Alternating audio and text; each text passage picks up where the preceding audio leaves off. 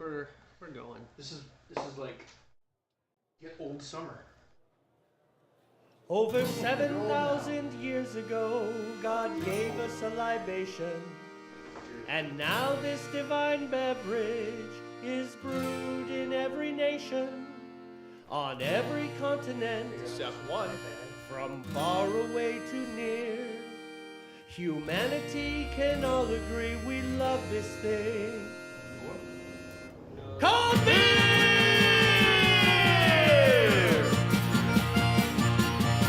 I drank to my health yesterday, so this one is for you. One by one we set them up, and one by one they fall. There's a million different kinds of beer, we're gonna drink them all.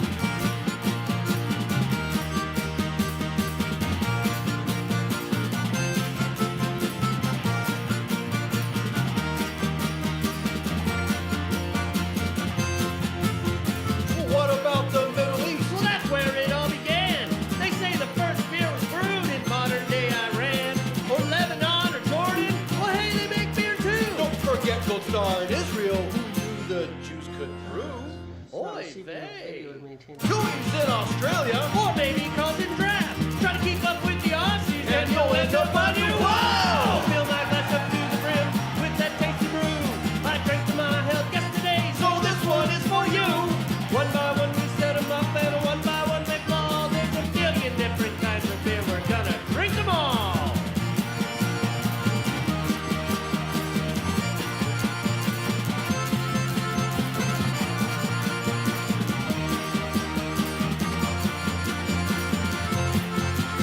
There's beer from Scandinavia. Belgium, France, and Spain. So raise your glass bottoms up and fill them up again. That's it. England, Guinness, Ireland. Tennant's from the Scots. Fine Stephens even Weiss beer? Reinheitsgebot! Czech Republic, Poland, Russia. China to the east. They all make delicious beers with barley, hops, and yeast. Don't have yourself a big name brew. Or better, brew your own. But enjoy that beer, cause one thing's clear. You ain't drunk at all! Fill my glass up to the rim with that tasty brew. I drank to my health yesterday, so this one is for you. One by one we set them up, and one by one they fall. There's a million different kinds of beer. We're gonna drink them all!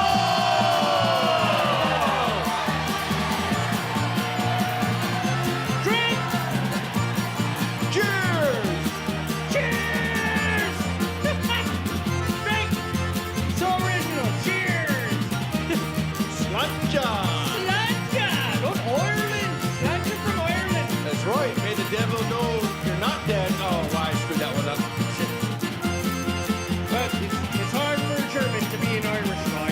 That's right. So, we'll just pay homage to Germany and say, Prost! Roast! And may you be in hell half an hour before the devil knows you're there. Yes, in Ireland they would appreciate that. Yeah, okay. L'chaim! L'chaim! Yes, for our Jewish friends. What else we got? Goodbye! Kompai! Off to Japan with Asahi and A little over to the west of Japan, we have Russia, Nostrovia. way far west of Japan, Nostrovia, which I keep calling Nokia because I'm stupid. And then, wait, we have some Zulu friends. Yes, down in Africa, Bajabule! How do we say that? Bajabule! What else we got?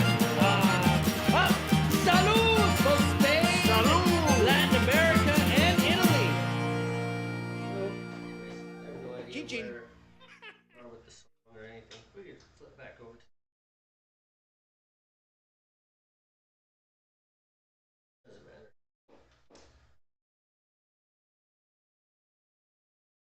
I think Wendy's poor little iPad is just. Oh, is that older one? Yeah, it is older. He hasn't. He said she's been having problems with it.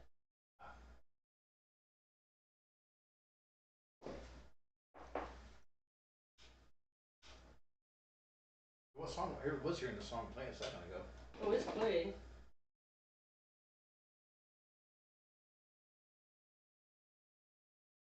Ajabule. But I don't really know what part we're at with anything. This is frozen completely. I think that's Wendy's iPad. And there it goes. Huh? Long ended. No, this.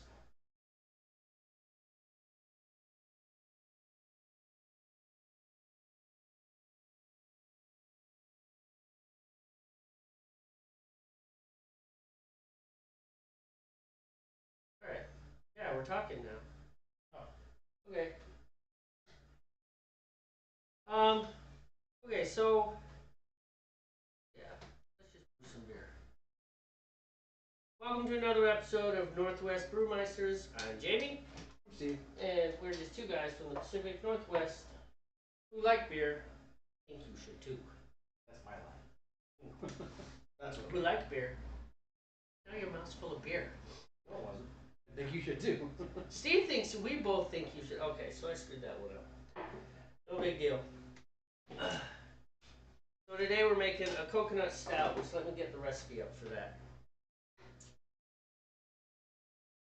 Because winter is coming, and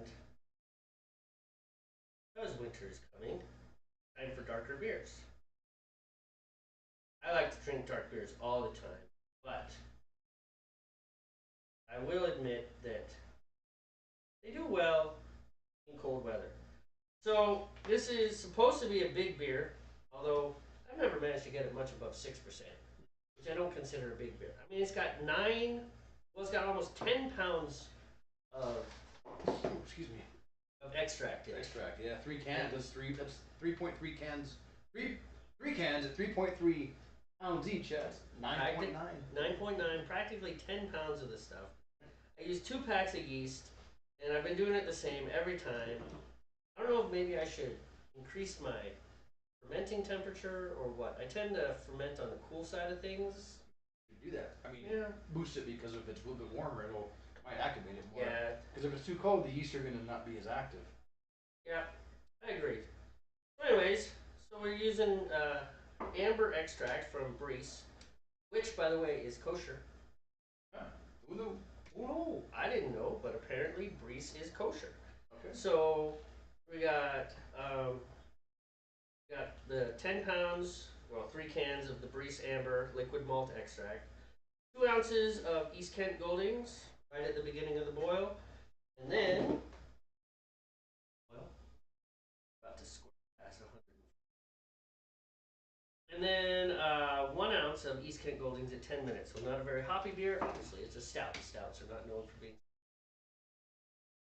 The grains are Crystal 150, 7 ounce, Golden Naked Oat, 7 ounce, Melanoidin, 2 ounces, Black Malt, 3 ounces, Roasted Barley, 12 ounces, British Chocolate Malt, 3 ounces, and then, after we ferment and go into the secondary, we add 8 ounces of toasted coconut, which imparts a lovely coconut flavor to the beer. Nothing beats naked oat. Well, yeah, I mean, just because then you get to say naked. Yeah, it's fun to say naked. So, anyhow, that's where we're at with everything. So, on with the show. Onward. Yep. Onward. It's going to be a good beer. It is. I think the coconut stouts I've had from you in the past always were good, in my opinion. So. Yep. And I just kegged the Smoky Porter yesterday, so that is carbonating. So we'll let that go on a high carb for tomorrow, and then turn it down, and let that ride for a week. Oh. I'm drinking. What are we drinking, by the way? Blonde stout. Yeah. The too sweet blonde stout. Mm-hmm. So we killed off the clone. The Irish Death clone. That was really good. You did a good job on that one. Thanks, man. And so now I don't want to say relegated because it's not bad. It's just too sweet. Yeah. You know, we're drinking the blonde stout, which is still probably halfway full. We'll be going on that one for a while. Yeah. Well, And then I have if it's a some- beer that you don't really like, you Right. tend to drink less of it. I think if it wasn't as sweet, I would definitely like it more. Everything else is good about it. I think it has a good balance, but it's just a little bit too sweet. Maybe if I were to ever make it again, I'd probably add a little bit more. Depending on the alpha acids of the hops I'm using for my bittering ounce, I might add another ounce or half an ounce to it. Yeah. I just think the bittering or the alpha acids were too low on this batch of hops we used. hard enough bitter. Then again, I didn't do the chocolate nibs or the coffee, which were optional options for this recipe. The coffee might have countered a little bit. I don't know. Jamey did coffee in his, and it's pretty sweet. So. Yeah, I mean, I did the coffee, and I will not try to do a tincture with the vodka thing. Yeah. That I won't try that again. That just was not. And before, excuse me, before I've just added the cocoa nibs right Straight into in. the That's secondary. what I did. I did not have a problem with infection. Yeah. It just strained it out at the end, and it was just fine. So I think that's the method I'm going to go with. Yeah, I mean, when you side it out of there, you're not going to get any of those nibs. So. Right. They do say, I've heard it said that what am I trying to say?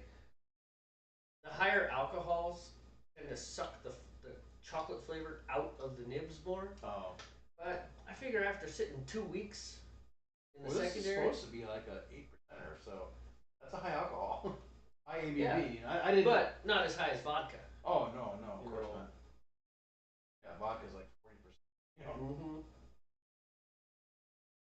So, I think that's one of the reasons a lot of guys use that thing. No, that's cool. Yeah. I don't mind just going right into the secondary with the nib straight. So. Also, I think some people do the vodka thing in the name of sanitation as well. Yeah, I read up on that, and really, in order to use alcohol for a sanitizing agent, it has to be like a lot closer to like 190 proof, yeah. real like Everclear. Right, like true alcohol. And I've also heard of time. guys using vodka or Everclear in their water locks too. All in the name of sanitization, which whatever. Well, I'm sure that. I mean, not whatever the sanitization, just like whatever about using the alcohol. It's water's just fine. I think. I'm sure that the various little bugs and bacteria have less of a chance in an alcohol solution than they do in just a straight water solution or anything. Just straight water solution. Straight water solution. Straight water solution. It's kind of like I'll take a whiskey on the rocks. Hold the whiskey. So you want a cup of ice? Yes. There you go. But I wanted to bottle. I want to make it sound fancy. I remember, I'm reading some article a while back, and I can't remember what this guy was using it for. I mean, he might have been using it for all his brewing, but he was buying like deionized water, just going to the max with like water and sanitization stuff. I get it, the sanitization's serious, but sometimes I think some of these guys I was reading about were just like zealots about it, man. I'm like, holy Christ.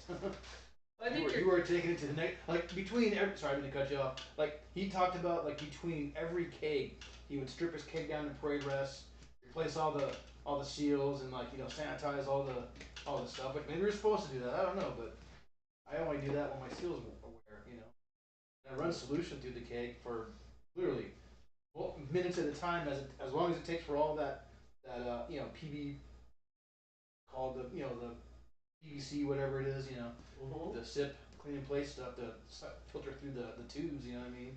Plus the 2 to 3 rinses I do hot water after that, So. Right, and I do even less than that. I just give it a good rinse. Right. And I haven't, I think, you've tasted most of my beers, so I'm pretty sure, because you would let me know. I haven't had a problem with infection. You haven't had a problem with infection. We've been doing this for over 3 or 4 years at this point. No, neither of us are saying that we don't take any of this seriously. It's just, I don't think it needs to go to such a level where you're like. Right. No, yeah, the sanitation is important. Right. But the whole strip it down, replace all these parts, I mean, that just. Between every beer, you're talking lots of money, It's like, how much is your beer? Well, this beer, $173. Holy crap! Yeah. You could drive to the brewery and buy it from them right out of their keg for that much. Kidding, right? Yeah, I agree that some people go way overboard. Way overboard, yeah. Deionized water, boil the water. But some people, if it makes you feel better, it makes you feel better. Right. Exactly. That's what. If you want to do all that extra work, I mean, that's fine. If it makes you feel better about your beers, Now, obviously, you can go too far the other direction. It's like, I just rinse it and I'm fine. You put a little spit in there and wipe it out. It's good. That's why all your beer tastes like barnyard. We don't even know what barnyard tastes like. I actually don't hope I ever do taste it. Learn what barnyard tastes like. to a beer or anything, you know, for that matter. Well, there was that one candy that you gave me from Mexico. That was pretty I revolting. forgot what it was. It was round. Was it a warhead type candy where it had where it was nasty but then got better? One of those challenge candies, or was it just? No, I think it was like nasty through and through. Yeah.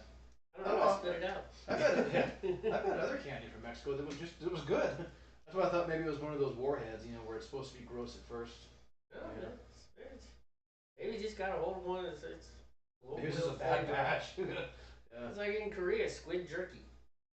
Yeah, I ate some of that in Japan. I just couldn't. Just didn't. Really Nope. salty. No, it was just like, no, this is not right.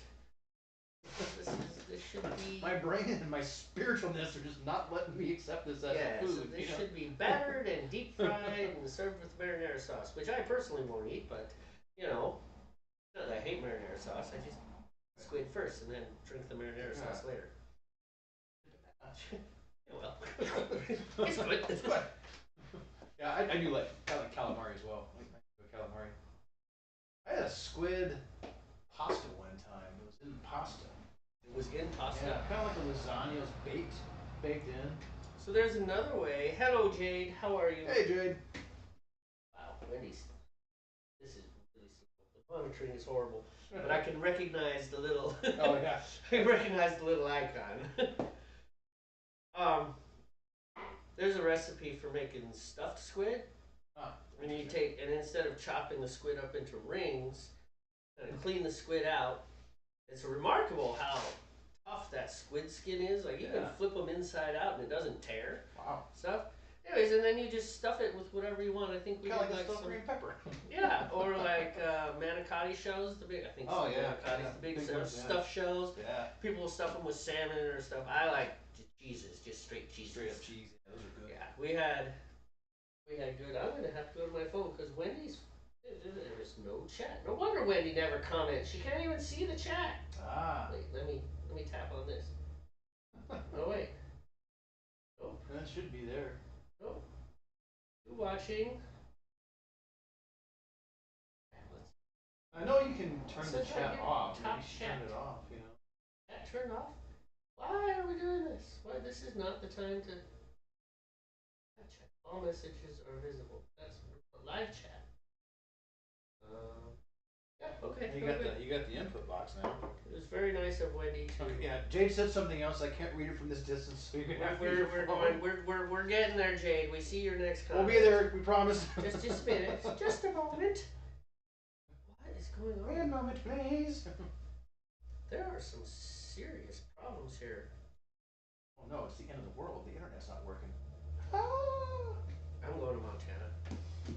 I need to sink a bunker somewhere in Montana. Buy some property and get a big old bunker and dig it out and then sink it and bury it, you know. So there we go. We've got the wavy hand right there. Right. And then we've got hi lovelies, I'll be lurking. Lurk away. Lurk away. Go destroy them on State of Survival. Win, Jade, win! So anyways, the little squid things were you just stuff them with whatever. Okay. It was really tasty. It's baked. It's a baked. Yeah, you bake it Yeah. just like you do a baked ziti or something. It's like little pasta shells, except it's squid. Squid shells. Yeah. I'd Squid eat it. is. I would totally eat it, man. Yeah. I forget where I discovered that recipe. It's a long time ago. That's cool. You know, another thing I had that was really interesting. I had this in Germany when I was like 8 or 9. Is that when you got left there or lost or something? No, that was at the very beginning of. But yes, the same trip. Same trip. Where I got lost in. Where was I? Was I Frankfurt or Salzburg? I think it was Frankfurt. Yeah, got. I used to live in Frankfurt. Oh, really? Yeah. Well, I wish you would have showed me around. Why did you come get me? Yeah, man. You were there. You were what, 2 at the time? Probably. Yeah. See, okay. No, Well, no, we're not that far apart. I If you were like 9 or 10 there, I was, I'm only what, a year and a half younger than you, so Yeah. I left Germany when I was 5. Yeah. Anyway, So, in any case, you saw yeah, a recipe. But no, we went out to a restaurant while we were in Germany, and it was like this soup with eels in it. People were freaking out, And I had one. I was like, oh, it's kind of like a sausage. In fact, to this day, I'm thinking somebody lied to me about the It eel was not thing. eel. That was not eels. It was just sausage. I mean, we were in Germany after all. But if Sausage eels country. do taste like that, I'm down with eels. Well, I have had eel in Japan. Have you? It was raw eel on sushi style. Japan. So I don't Crazy. recall it being sausage-like at all. I didn't even when I had it, I didn't even think of it as sausage, and it wasn't nasty or slimy. It was just like a piece of like a little fillet on Yeah, they just filleted a piece of Yeah, eel, so it was piece just of eel, and I ate it. It might have been cooked. I don't remember. I can't remember if it was cooked or not. This looked like this one was cooked because it was in a soup, It was a so soup, it was yeah. fully cooked. Yeah, this might have been cooked actually. The piece of eel on this.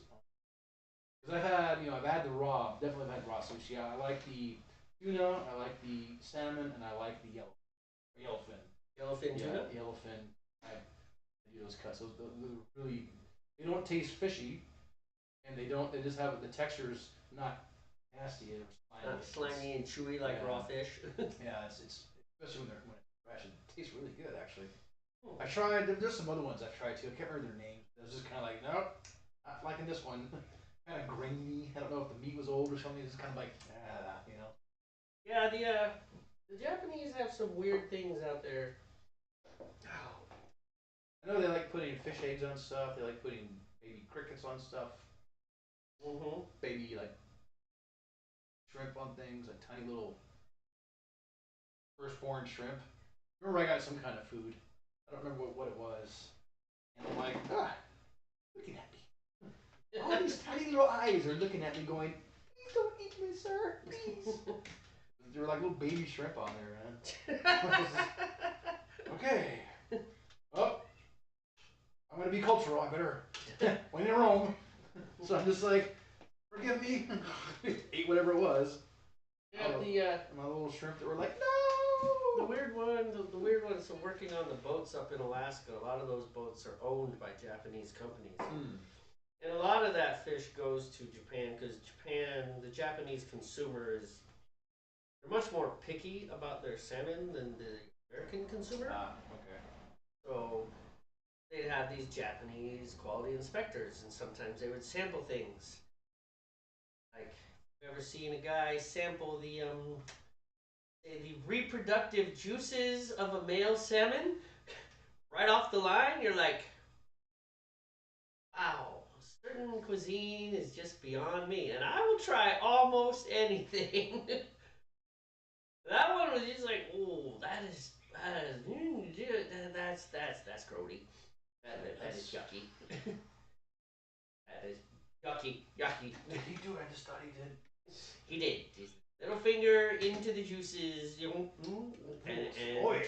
yep, that was it. I don't think he said oishi, but. Probably saying this is acceptable. Like, no, it is not yakisoba-san. No, it is not acceptable. Okay, so that was kind of racist. Yeah, well, I just watched Am I Racist last night, and That's right. I figured out I am racist, so I just got to embrace it. There you go. You can't help it. It's like you're racist too. I am? Yeah, to what? You're white. Yes. Therefore, there you go. I'm racist. Game over. I'm Yep. not be racist. Can't avoid it. Can't avoid it. No, the movie was interesting. It was making fun. You know what's interesting is the movie was not making fun of racial tensions within the United States. That's not what it was making fun of. Which, on the face of it, you would think that. Right. But what it was making fun of is let's call it the racial industrial complex. Oh, nice. Right? I mean, and that's really what it is. It is people like Al Sharpton. People capitalizing on race. Right? And Robin DiAngelo, the BLM people, maybe not at their beginning, but definitely now. Other people who have done lawsuits. And it's like they're making money off of racial tensions. Right. And they actually kind of need racial tensions to keep going because if they go away, Not gonna make any they money. can't make their money. You know, Al Sharpton and Jesse Jackson for sure. That Right. racial tensions keep those guys paid. There was the one woman, apparently it was a famous thing, I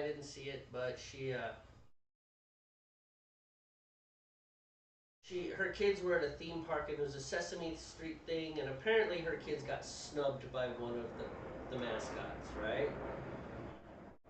And she sued, and there was this big thing about this racial snub type deal. And one of the questions that was asked of her is like, well, what race was the person wearing the suit? Because you couldn't see it. Oh, I see. And she was like, that information was not provided to me. Maybe that was racial then. Yeah, it could have been just another, and I personally think it was just, you know, I mean, have you ever put a mascot helmet on, one of those things? I don't think so. Well, It's probably annoying and hot, and you. it is. I've never worn a mascot thing, but I've seen those big suits, and yeah. Well, have you ever worn a Halloween mask, like the 1980s? Hours. Just about that much visibility, you Yeah. you got to keep turning your head because you don't have any peripheral vision, so. But that was what the movie was really attacking, and it put up the price tags, right? Every time they had a person on, it's like, well, this person is this, and she was more than willing to talk with us. $15,000. And so that's what they were really attacking. Right. Was the monetization racial of industrial complex. I think that's a good term. Thank you. Real quick, did you set your timer? I did. I started it late, but I did, and I turned my heat off because I hit 170. Ah, okay. And it'll be fine. I tried. You'll be fine. Yeah, I haven't seen the movie yet, but I have seen a critique of it, and I've listened to your critique of it. So I don't think I'll go to the theater to watch it, but I'll watch it when it's available on one of the platforms I have. Right. Now, obviously, if you are a person who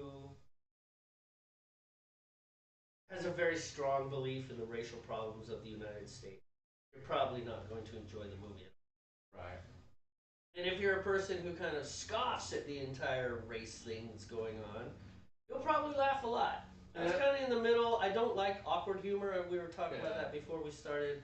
I'm not a big person, like just any show that has awkward humor in it. Like, this is not fun. It's awkward. I feel awkward for years, and I know that it's scripted.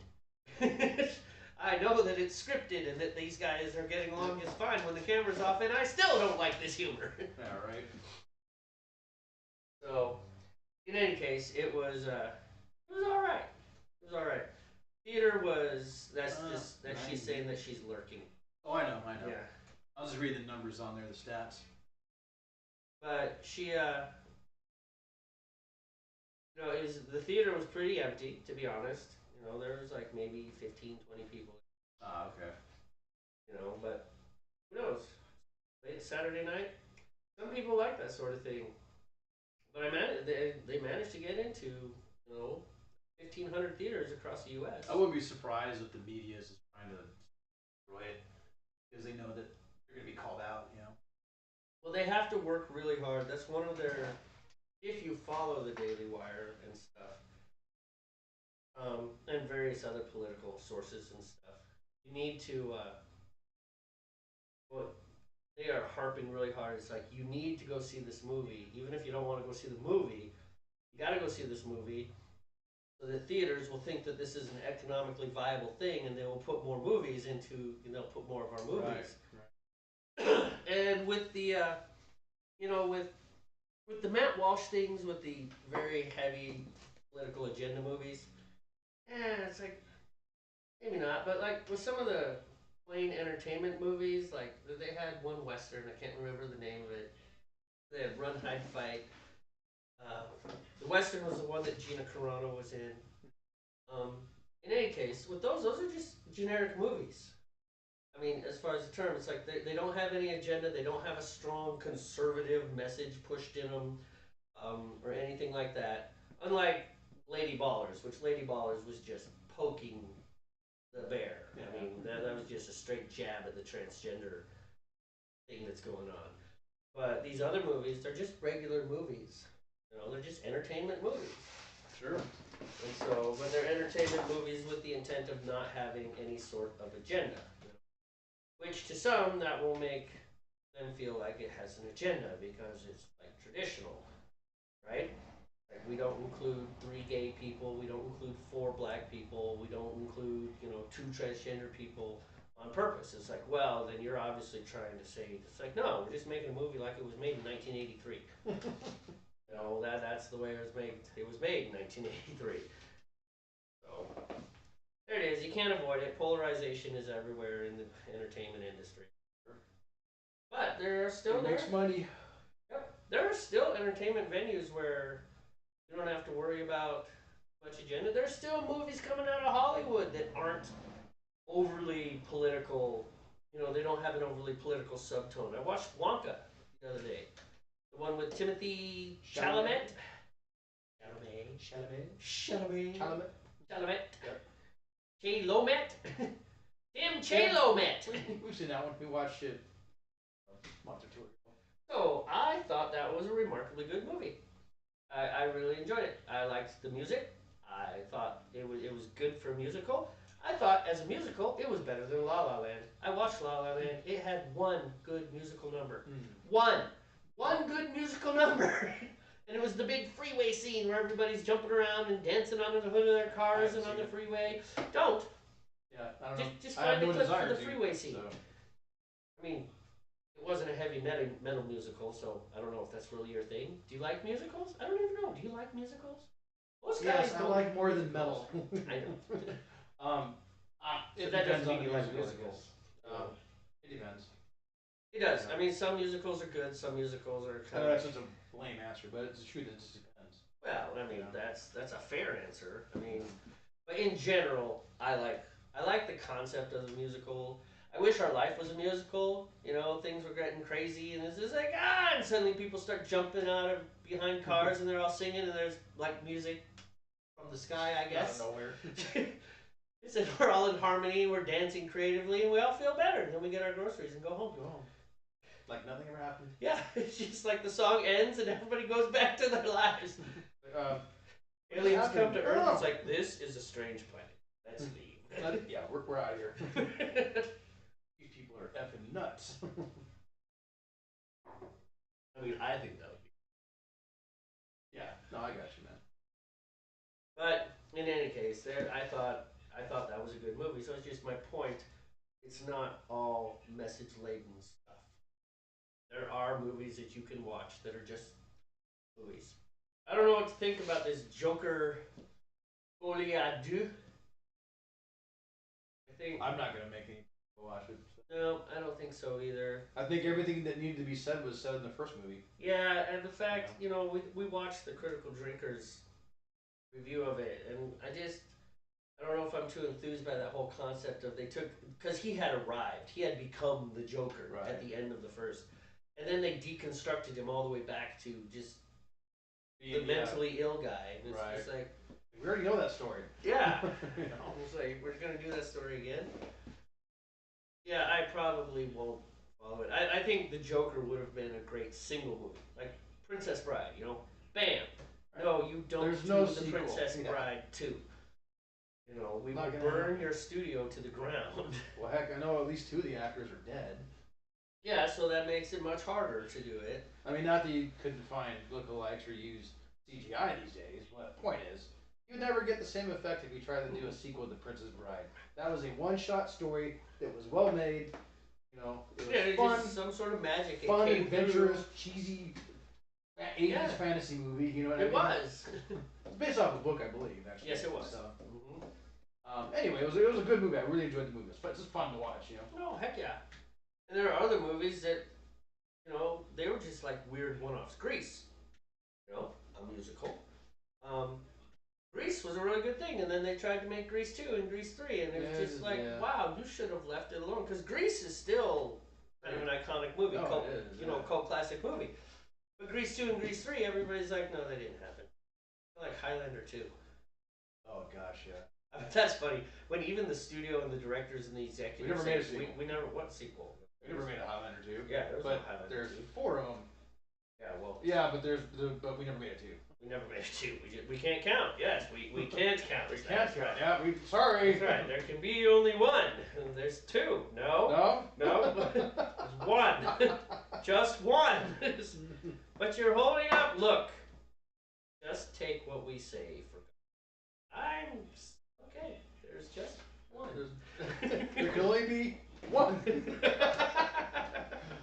Oh yeah, the second one was terrible. I think they made 4 movies actually. Did they make 4? I know there was a third one that had Mario Van Peebles and his meteoric ascension to fame and then subsequent disappearance. And that dude just flamed out. I don't know what happened to him. He was like everything. Mario Van Peebles, wow! And then he was playing badasses and just yeah, he was everywhere. I don't know what happened to him. Then he disappeared. He just had a bad rap or something. Maybe he got married, decided to raise his kids. That too. Maybe he's like, nothing wrong with that. I'm done. Yeah, I'm gonna raise a family now. But we had sequels. Look, I have $5 million in the bank. I can make that work.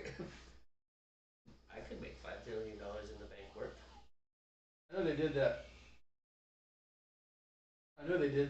TV series for a while, which I couldn't get into the TV series. The Highlander TV series. That 90s Highlander TV series. Mm-hmm. I don't know, man. It just didn't capture me the same way the first Highlander did. The first one I thought was for a 80s, fantasy movie, because it was a fantasy movie, is what it was. Yeah, it was absolutely a 80s fantasy movie. I thought it was amazing, man. I was like, oh, this is awesome. There's sword fighting, because I was a kid when it came out. And it did have a heavy metal soundtrack. It did, yeah. In fact, Queen wrote the soundtrack for it. Queen did the soundtrack for that? Huh? I know Queen did the soundtrack for Flash Gordon, too. Yeah, you mentioned that. Yeah, Queen did the soundtrack. So what do we call it? Heavy metal? So yeah, I guess not really hard heavy rock, metal. But it had metal elements to it. Metal and hard rock, they kind of blur the lines, man. Depending what era you want to talk about, especially like the 80s era. I don't because all those bands, especially the makeup wearing, big hair glam bands. I mean, that wouldn't really be metal if you wanted to try to go all pedantic about it. You know what I mean? Right. That would be rock. Mm-hmm. But they called it hair metal. Because at the same time, in parallel, there were heavier bands out like Megadeth and Metallica and heavier sounding bands. The metal, to me, metal it's huge. Not just a certain sound. There's a big sound. There's fringe. You got the fringe metal bands, and then you got your conventional, what you think of in the 80s. Whether it's glam hair stuff or some of the heavier stuff of the 80s. Right. Well, and to hear the difference, you kind of need to be in the scene. And then you got the extreme metals. Yeah. Well, kind of like EDM, electronic dance music. Yeah. That's a very broad spectrum. Huge. And sometimes, you get someone who's into it, and they're like, this is trance. Okay, this is dubstep. Okay, this is house. And you're like, and for someone who doesn't know, you're like, it's all. That's right. I mean, that's all everything. 4 to the floor, man. Everything, every single one. Oh wait, here comes a drop.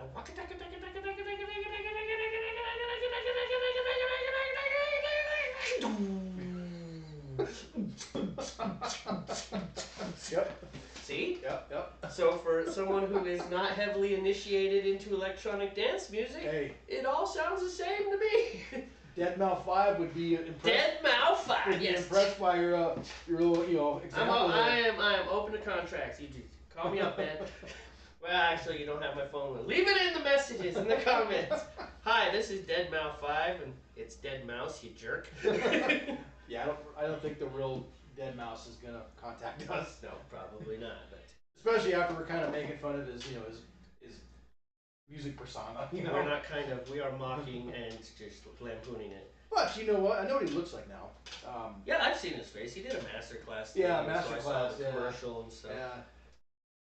And he was for ages, no one knew what he looked like, because he always had that big mask. Yeah, that was part of his shtick. That was his shtick. Yeah. And the other thing is, he was fairly humble with it. He talked about his musical abilities, like playing. He's like, I wish I could play. I have to draw everything.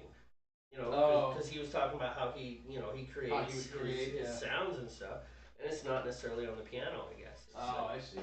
So which is the power of MIDI. You can draw every single thing and quantize your beats and get everything right on hyper scroll. And then so he probably writes with the piano roll then. Is how he likes to do this. Mm-hmm. Yeah, which I get it. The purists are probably like, on my nose at you, but you know what? If it makes music and you make people happy with your music, then I don't think you're doing it wrong. Nope, you're creating sounds. Now, in all the genres, and this is true classical, in all the genres, personality really drives things a lot. Like, if you look at Yo-Yo Ma's my example for this argument. There are cellists out there who are as technically proficient as Yo-Yo Ma. But there's something about his entertainment acumen and just the way his stage presence that makes him just magnetic, and people want to go. I would go see a Yo-Yo Ma concert, you know? And he goes everywhere. He plays tango, he plays classical, he plays, you know, bluegrass. It's just Yo-Yo Ma is everywhere.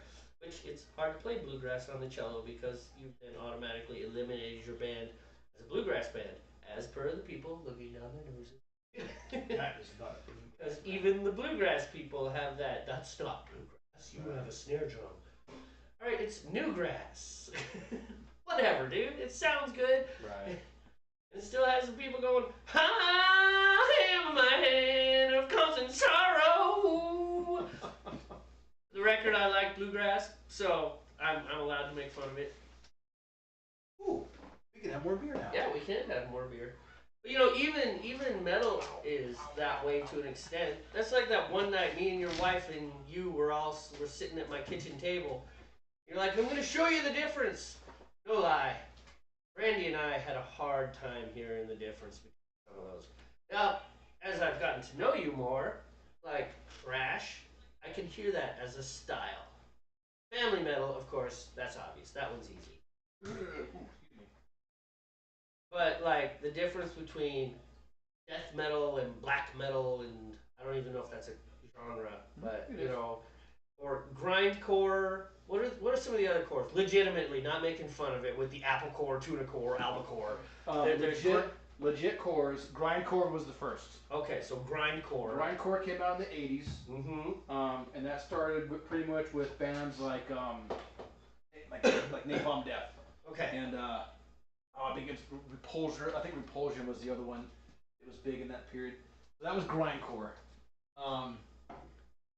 The other legitimate cores that have evolved over time, you have metalcore, Okay. deathcore. Okay. Then you kind of get these mixes. You got like black and death metal, black and like black metal. There's nothing called black core or anything like that. I'm trying to. There's other cores. I can't remember the names of them. Deathcore is one of them. Grindcore, obviously metalcore.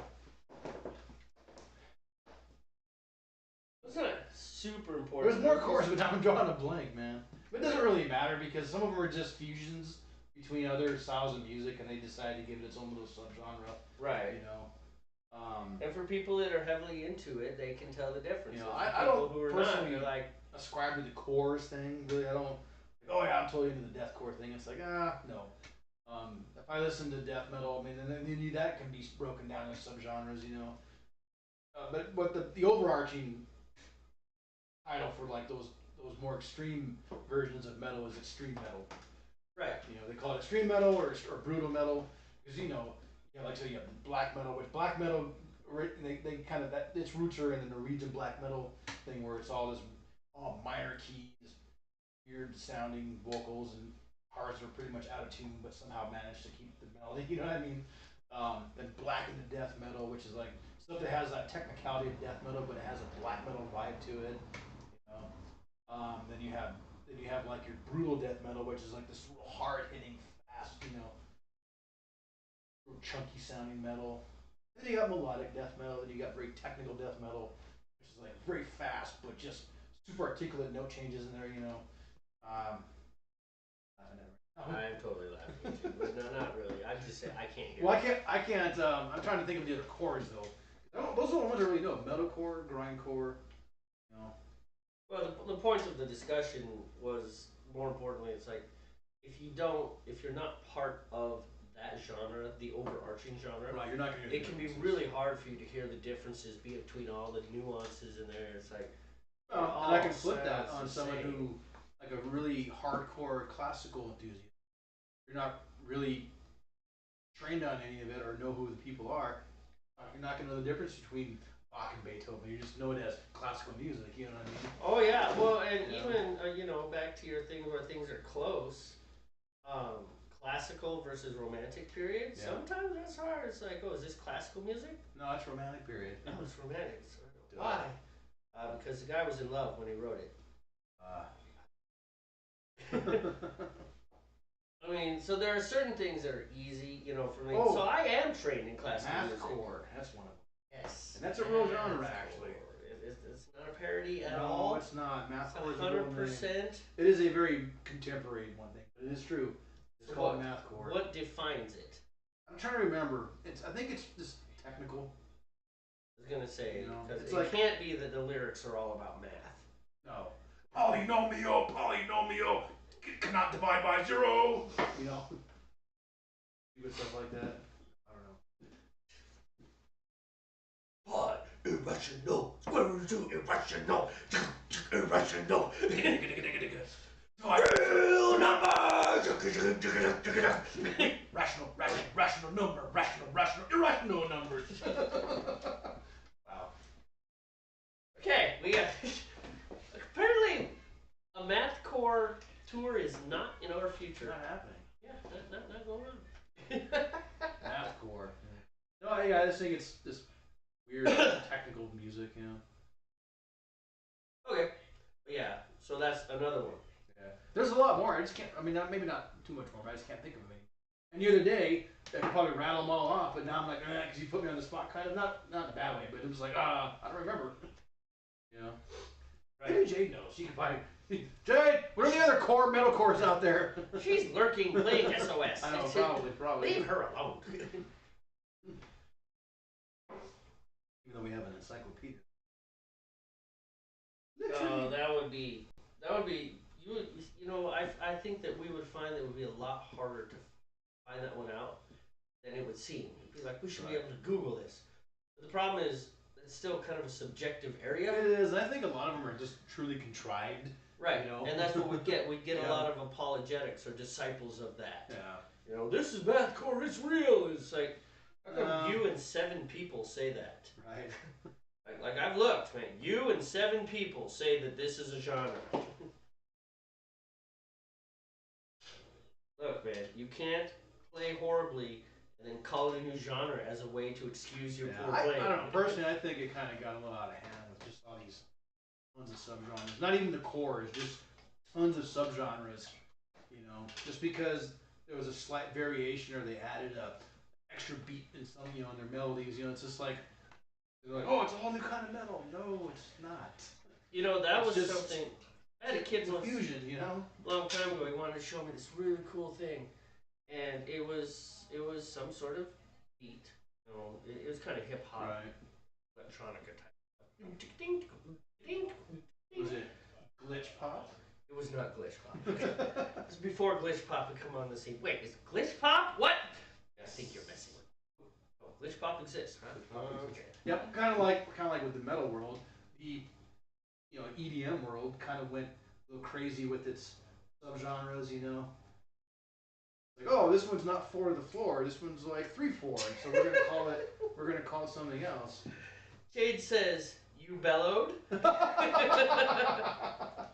Oh, I was just joking around. We were trying to remember all the different kinds of cores when it came to like the heavy metal subgenres, like metalcore, grindcore, albumcore, applecore. You know. And I drew a blank. I drew a blank and could not remember. That's funny. I was asking for your assistance. He's like, you got me away from my game for that. Because we know that you are, pretty much a walking encyclopedia on all the different subgenres and fusions of the heavy metal world. And electronic dance music as well. Yes, EDM. That's pretty much just go to Jade. Everybody, just Jade, she knows it all. If you have a question about subgenres that don't really exist, ask her. Yeah. But all jokes aside, I think I personally just kind of felt it's like, all right, we're getting kind of ridiculous with all these silos. We're trying to keep all these bands in. It's like, it's music. Who cares, you know? Mm-hmm. Yes, It's absolutely. music. It is. And I mean, there is a utility to a genre as a label, both for commercial people and for people who look for music, right? Right.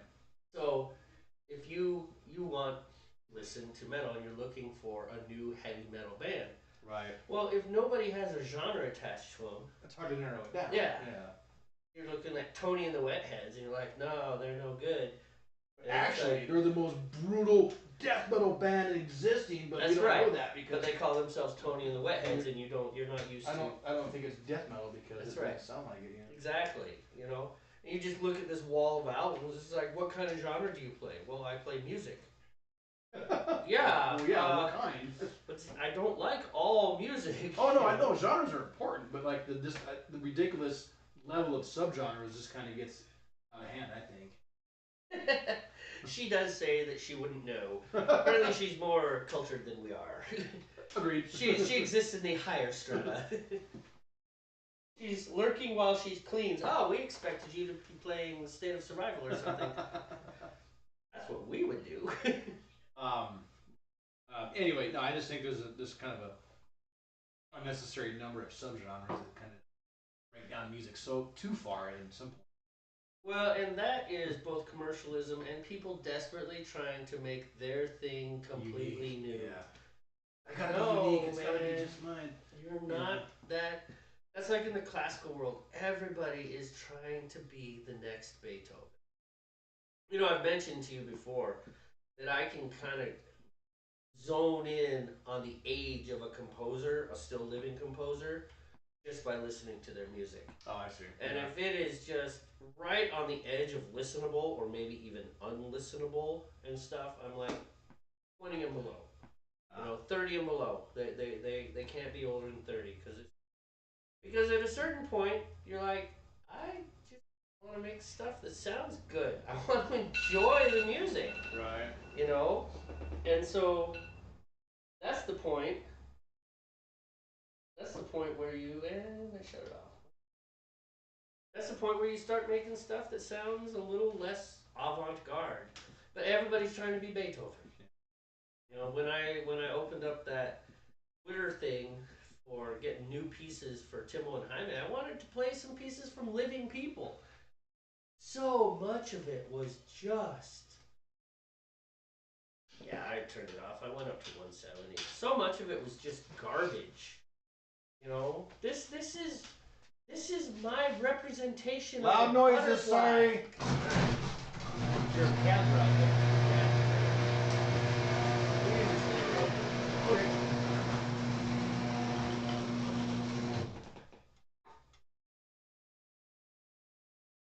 And it's like, I understand you're trying to make, they call that programmatic music, by the way, excuse me, where your music is intended to represent something. Oh, I need to get you a ladle. Yeah. Yeah, a ladle would be good, especially today. But the problem is music is supposed to be, well, it's not supposed to be. Music is heavily subjective. What you hear in a piece of music is what you hear.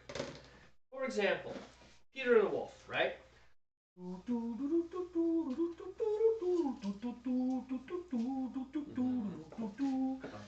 Different instruments Right. represented different animals. Exactly. But here's the deal. That piece of music is written to have a narrator. Yeah. Right? The narrator tells you. And here comes, I forget what all the instruments were. I think the cat. And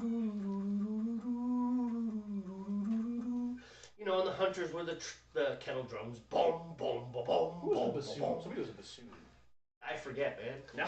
Now I want to go watch listen to Peter and the Wolf again. It's a marvelous piece of music. Yeah, it was. My dad had it.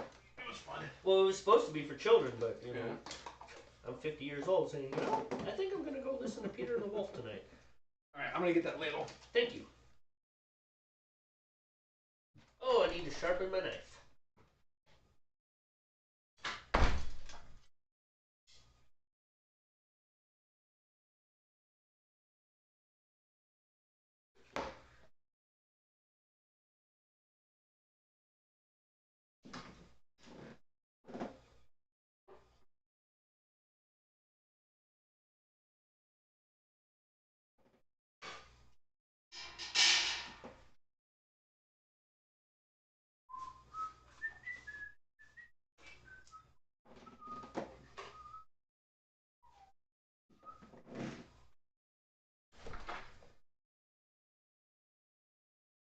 my point is that without the narrator,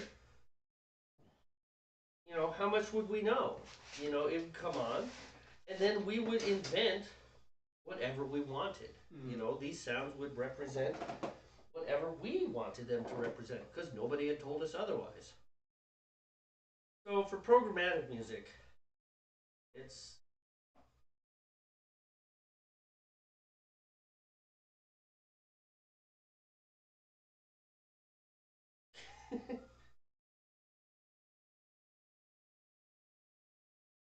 okay, this just turned into.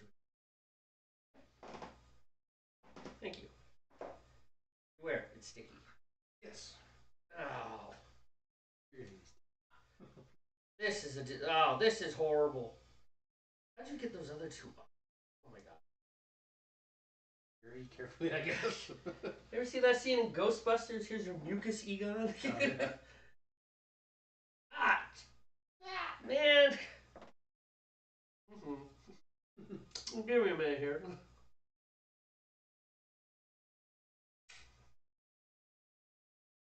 You know what? Not delicious.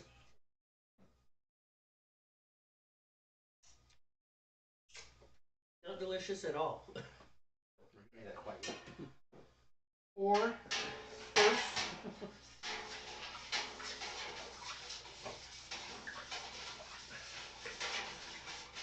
So you can. So programmatic music is really, really difficult. You know. Although if you give people a nudge, sometimes they will hear the same things. You know, my friend, Facebook friend, Autumn, she wrote a piece. She wanted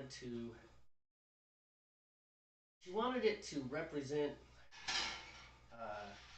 childhood, and, like also some trauma and stuff. It was kind of a transitional piece, trauma during childhood and mental illness type deal. Anyways, she wrote the piece, and it was a good piece. You know, she asked me for some feedback on it, and I gave her my feedback. But the thing is that, you know, the best I could do is say, okay, for the part that I think you meant to represent this, you know, because I didn't hear it clearly. It wasn't a part that says, oh, this is very clearly a childhood. Oh. This is very clearly a psychotic episode, you know. I couldn't hear it, and that's not saying that her music was bad, because actually her music was good. She's actually a pretty good composer, and she writes music that sounds good. But you know, I couldn't hear. It's like, oh, this is very clearly that. Yeah, I'm also gonna have to go wash my knife. Oh, I know. This thing's dripping. That was on. I got it. On enough.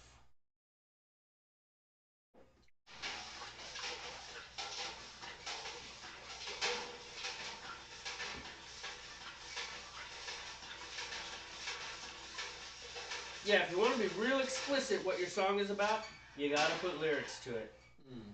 Even then, you need to put lyrics that make sense. Right. I had another friend who wrote a song recently, and I really couldn't tell what the song was about. And it had lyrics. Part of it was I couldn't hear the lyrics because of the way it was mixed. And I don't know if that was on purpose.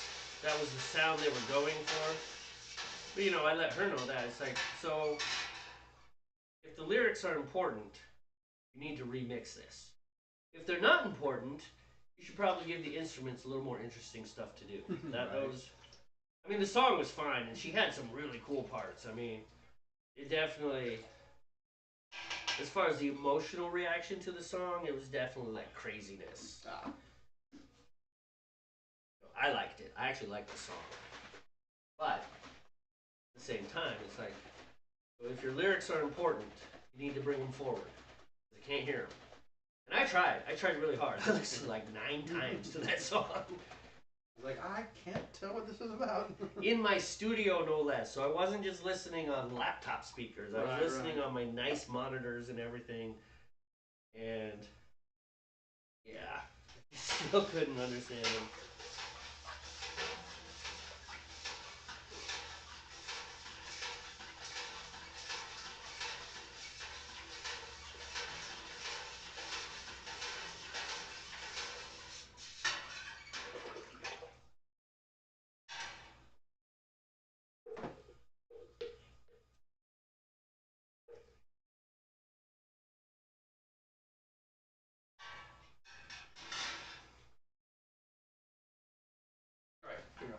have your knife.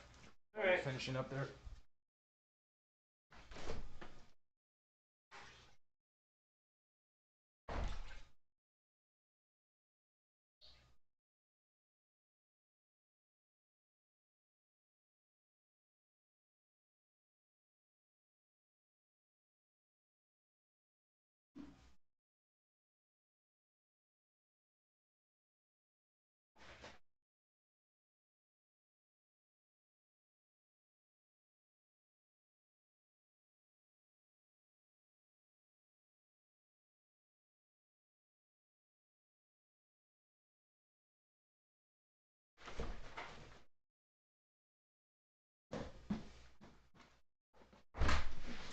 All right. Great. Thank you. Still need to go wash my hands. It's a sticky job, but someone's got to do it. Yeah, right? I saw you had some of your waterlock pieces in there. Did you get them all in there? Yeah, so I got the plug and the cap, and they're all in there. Okay. I didn't see the like the whole thing. I just saw the plug and like the floaty.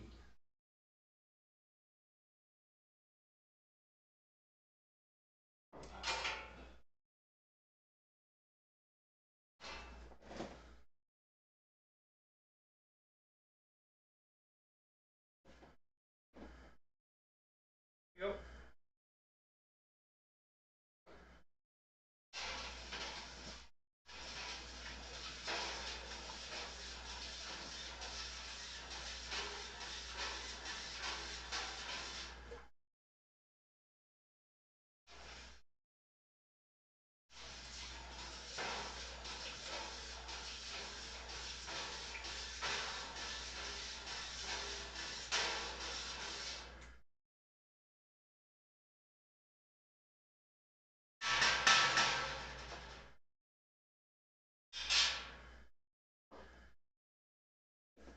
All right.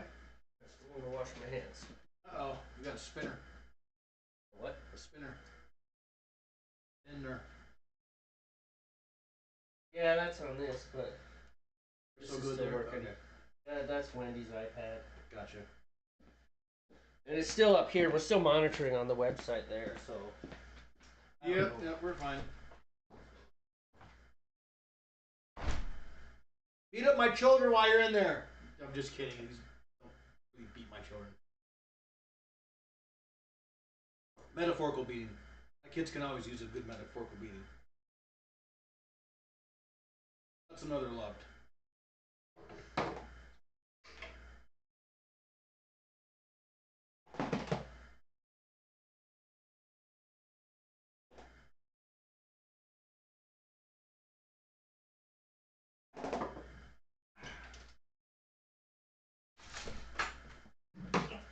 I thought you already poured those in. Nope, not yet. I went to pick them up and throw them away, and it's like, there's still stuff in there. Yeah. I gotta tighten the lids down.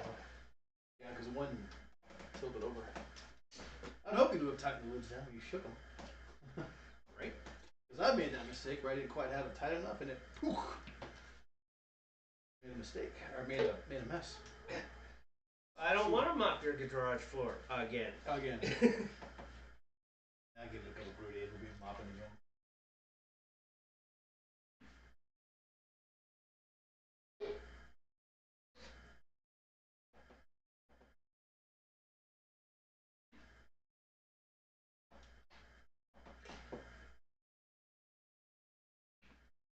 All right.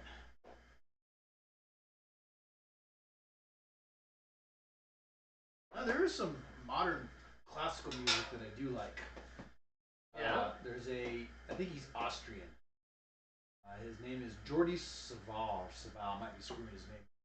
He's written some interesting modern classical music, Oh, yeah? It's not all just, orchestral. It's a lot of it's vocal too.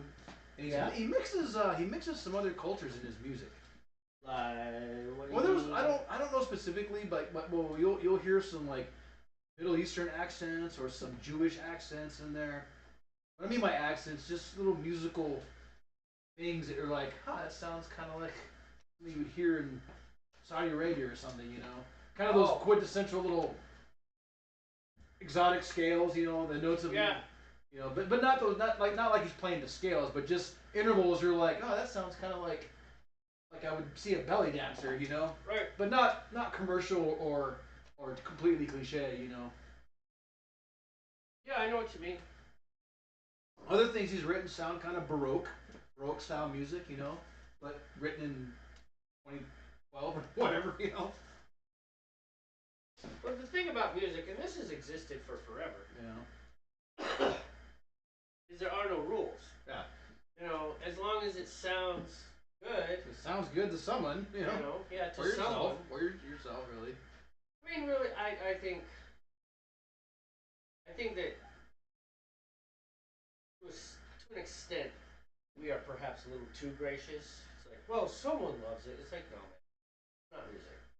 Garbage. There are limits, It's like, especially some of that. In my opinion, that weird early 20th century just avant-garde vocal stuff they're trying to say is like, you know, artistic, but it's like, no. that hasn't gone away, by the way.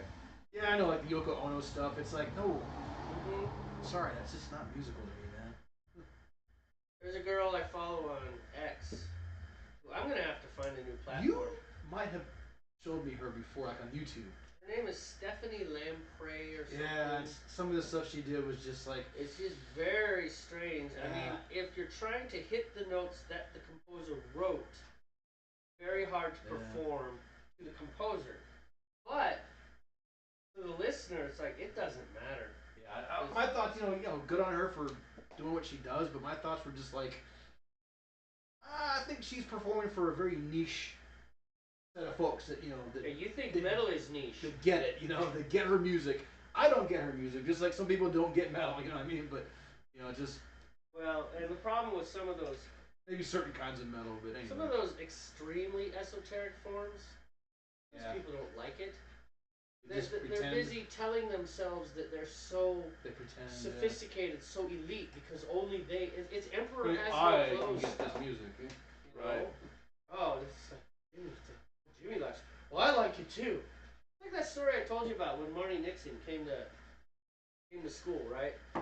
And when I was down. Oh yeah, when yeah. I was in college, and we're doing a vocal masterclass. Did you hear that? And everybody's like, yeah, Yes. and you're like, 99 no. heads in the room, and I was like, nope. Nope. I didn't hear the difference. Didn't hear. There was no difference there. I'm gonna stand on that one. Right. It's like 99 people are trying to tell you. What you want to that- hear. yeah, and I'm gonna tell you, nah. I mean, you telling him to envision space above his head did not change that tenor. He sang the same part. It Right. sounded the same both times. Oh, exactly. You know. Exactly. I mean, there are. You know, I don't know. I mean, there are definitely things that only certain people like, and that's cool. Yeah, But exactly. there's And that's true definitely- for any genre of music, man. There's only certain, Oh, sure. you know, rock and metal music. There's only certain classical music. There's only certain jazz, certain blues. There's only certain people are gonna like. You know, everybody's gonna like every single thing. And if you expect someone to, then you're doing it wrong. You know. Right. And some of us try to. You know, I try really hard, but you know, even I've had to temper my I like all music. You know, because my option is to say that's not music. Right. But you know, like my friend Don Borg, who likes stuff that's even crazier than me. I mean, the stuff that he likes, I have a hard time distinguishing that from static on a TV. It's like, ooh. I mean, it's loud static on a TV, but Oh no, I get it, man. It's There's just like- been some of the extreme, is that word again? Extreme metal I've heard. I'm like, oh, I don't like that at all. It just doesn't sound good. It's yeah, just too. it's just It's like you're trying too hard. You know, stop. well. I like a little bit of melody in my metal, man. But they're trying to be the next Beethoven, you know, Yeah. if you use that term as Yeah. a metaphor. You know, they're just It's like, ooh. they're trying to be the hardest. Well, they're trying to be the next Metallica. That's what they're trying to be. The you know, because Metallica was a real game changer for the metal scene. You know, they pushed it somewhere new. Right. You know, granted, where they pushed it was family metal, and that was more Bob Rock than anything else. We've had this discussion, but it doesn't change the fact that Metallica They are an iconic band. You know Oh, who's yeah. not iconic? Taylor Swift is not iconic. Well, if you're 13, she is. Okay, well, okay. I'm just saying that the music that Taylor Swift does doesn't push any envelopes. Oh no, I know what you mean. It doesn't. Yeah, she's not writing. She doesn't write groundbreaking music, or she hasn't pushed the genre or anything, or Right, it doesn't make. saved the genre. You know. I mean, they're all. She does mainly pop now, but they're all pretty much country songs. If you thematically, Right. you know, my boyfriend cheated on me. My boyfriend did this. My boyfriend did that. The difference. Mainly, they're my boyfriend treated me bad. 'Cause They just don't involve dogs and trucks, but they're still country music. right. I mean, the thematic music is Still country. Yeah. Yep. That'll probably be her next chick when she's older. When she's kind of like, oh, you know, I think I'm too old for this bubblegum pop. I'm gonna go country. You know. Yes, and then everybody they'll tell her she's so brave and she's so amazing. And that's the world of commercial music, though. Oh, You know, absolutely. it has very little to do with the music. And so does, that is a problem with classical music, not so much in the writing of, because the writers of classical music, modern classical music people, they're just kind of screwed. They just have, it's like, this is what I love to write, and yeah, nobody's going to listen to it. But I was listening to something, it was actually a trigonometry episode, and the guy was talking about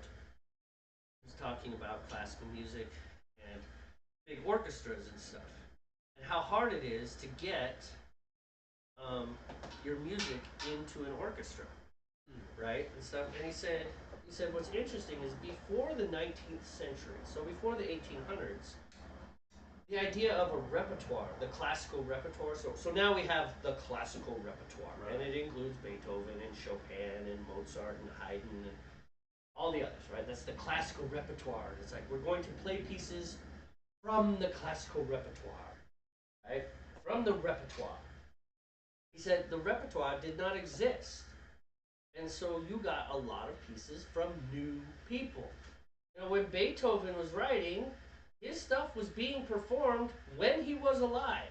Right, yeah. Same with Mozart, same with Haydn. But then you move into the 20th, and now you've got, people like Gershwin, his stuff was being performed when he was alive, and Stravinsky too. But it kind of started to fade off, and now you have, Yeah, even 1920s now you have, composers are 100 years old now. right. Their But music. but you have the conductors, and the conductors were really famous, but they were conducting Beethoven. Right. Let's listen to Berlin's version of Beethoven. Right. Let's listen to this conductor's version of Haydn's London Symphony, etc., etc. It's like, and suddenly the symphonies stopped playing the new music, and they started playing almost exclusively cover tunes, Yeah. right? And You guys are a great cover orchestra. yeah, the truth is, all the orchestras are just basically glorified cover bands. That's what they do. They play I never the thought old about it stuff. that way. You're right. I mean, and it's hard for new composers who are trying to write orchestral or chamber Right. or music. Well, I mean, you know where they go? Movie music. right. And even there, that's hard. People have criticized John Williams, because Eric Korngold was before John Williams. And there's a couple of his, I think it's called The Kingsman or For the King or something. Mhm. It's an old movie. But Oh, yeah. Everybody knows that. Right? As the Lone Ranger. Well, that was the Lone Ranger. I'm sorry. That's Rossini. Oh. I'm trying to sing, Star Wars. Oh, right. Anyways, the opening line to Star Wars. Right, but there's the beginning of it. It has that real brass. Yeah. That brass fanfare that kicks off. And you go back and listen to Korngold stuff. It's like, holy crap! It's the same He was doing that thing. already. Yeah. Right? Part of that is because, and a lot of his stuff, he goes to Holst with the planets, his whole planet suite. Ah. You can just find huge portions of Holst in Other Williams' music. Yeah. But the truth is, all composers steal.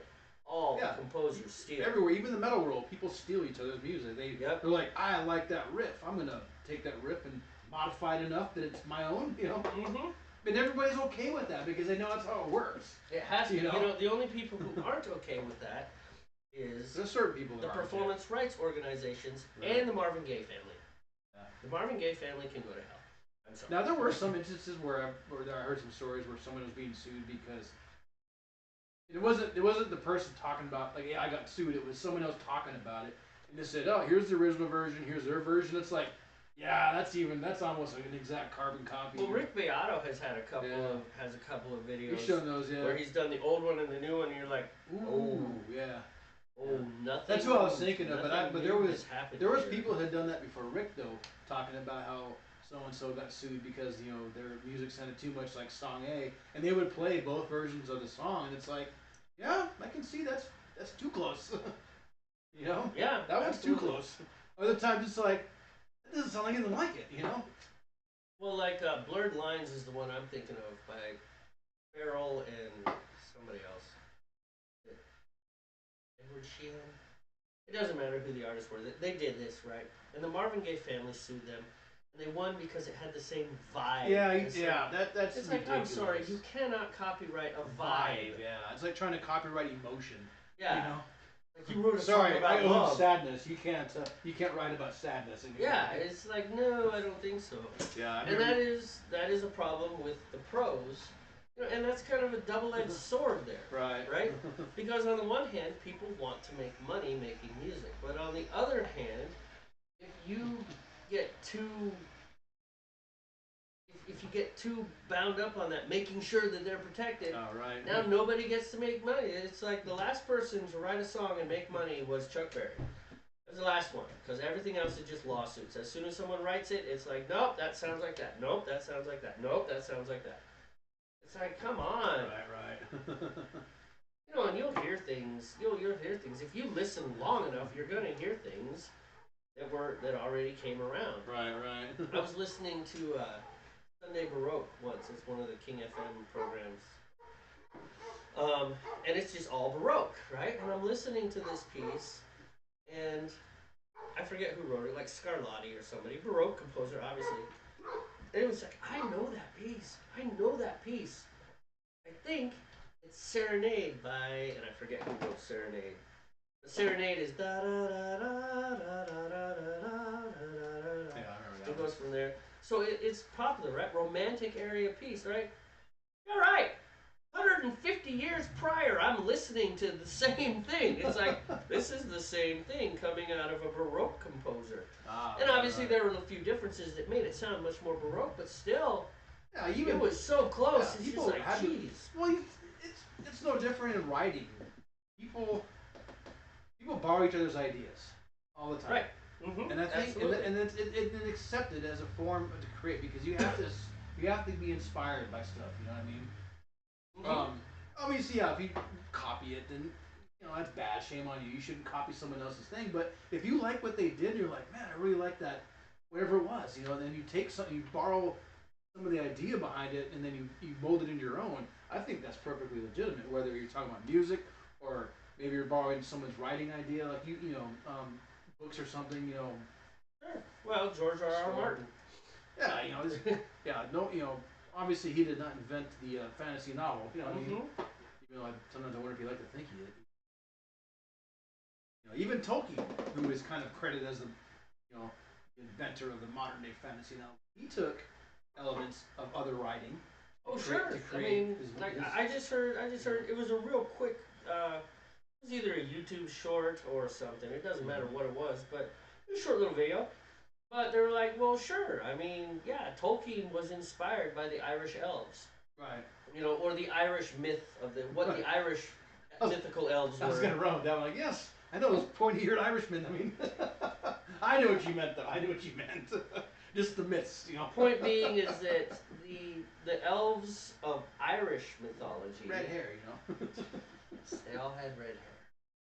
Are you done? Okay, thank you. Point being is that they were...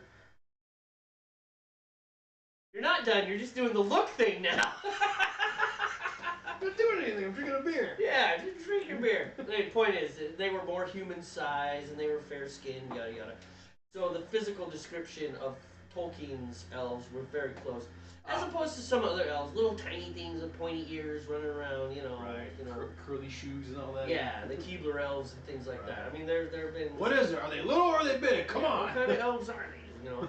So anyhow, that was just. I mean, Tolkien was inspired by that, Right. and then there were differences. You know, the Irish elves are much more mischievous. You know, less noble. You know. Or Right. they might betray you, they might help you. You never know. Never trust an elf. Don't trust the elves. You know, whereas Tolkien's elves were all pretty noble creatures. Right. They were like there was honor and code. And, right. Yeah. They kind of represented the good side of humanity, if you will. Well, an example where you're actually encouraged to borrow ideas. I'm going to nerd out a little bit. You know, in the Dungeons and Dragons world. Mm-hmm. I'm not even talking contemporary D&D, wokeness and all the crap that they do now, but even back in the day, we'll go back 30 plus years. When you read the player's guides, or actually more specifically the dungeon master's guides, because the dungeon master is the one that's reading the story, it tells you it's like, don't be afraid to borrow ideas you've seen in movies or our material and make it your own. Just if you like the fact that we did X, Y, and Z, take that and do what you want with it. You know what I mean? And so they encourage that reuse of ideas and inspiration among each other. Do we have some comments? Yes, Bill! Our good friend Bill from Bill's Garage Bill! says, Como exhaust. Is it possible that you have been bitten by autocorrect? Bill. Young William. Como exhaust. Como exhaust. Ah! I get really frustrated at my phone because it is constantly autocorrecting me. When I'm texting Gabrielle or my mother-in-law or so, it's like you gotta write the word, then you gotta tap on it, otherwise it autocorrects to something else. Like como exhaust. Como exhaust. I'm pretty sure he meant como estas. Probably. How old's the comment? Is that a timestamp? I don't know, a few minutes ago, not so long ago. So anyway, real quick to finish up my thought, in this particular instance, when people are writing the story for their players, they're encouraged to, kit bash as they mix and mold ideas, borrow ideas, and make it your own. Put your own twist on it. His number is Bill. Yeah, you and auto exhaust aren't doing well. Buenos nachos. Okay, that one I let you have. Buenos nachos. What's up, Bill? Long time, no chat. no text chat. But yeah, you're right. I mean, the whole stealing it's the way it is, man. Yeah. I mean, everything is incremental. Yeah. True.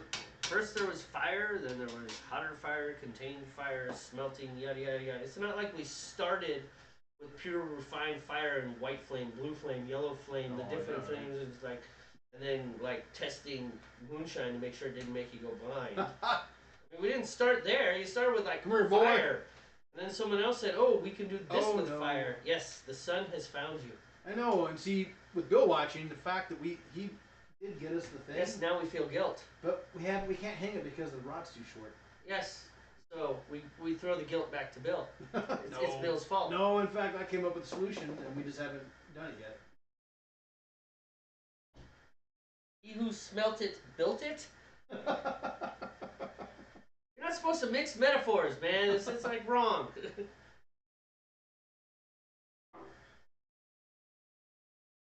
Bill has totally distracted me. I don't know what we're talking about. Curtains, sunshine. Just borrowing ideas and stealing ideas in a sense, but not not to like claim someone else's idea, but to be inspired by their idea. Right. Well, and it's just one of those things where it gets harder and harder, particularly with permanent recordings of things. Oh yeah. Now you can go back 300 years. It's like, oh look, that you stole that. Really? That kid is 20 years old. He has no idea. He would never. He's never even heard that. That is all original for him. Yeah, he heard themes of that woven into all the music he's ever listened to. Right. But no, he did not dig through the archives. You didn't dig through the archives, did you? No. Shit, he's a nerd. Well, maybe. Okay. You're right, he stole it. Sue his ass. Take him for all he's worth. But no, seriously, I mean, that's just one of the things. That's one of the reasons that we have the public domain, and public domain needs to exist. I think, even as a composer, songwriter, and all that, I think the copyright laws of the United States are excessive. What is it, 75 years? 75 years after the death After of the death, the creator. Right. So if the creator lives to be age 90, if they write something at age 20, and then live to be 90, so that's 70 years, 145 years until that piece of music or art or whatever is public domain. It's essentially a reset. Yeah, it's just, that's ridiculous. You know, it's worked out well. The guy who wrote the Price is Right song, Mhm. you know, the Price is Right theme song, he wrote it when he was 20.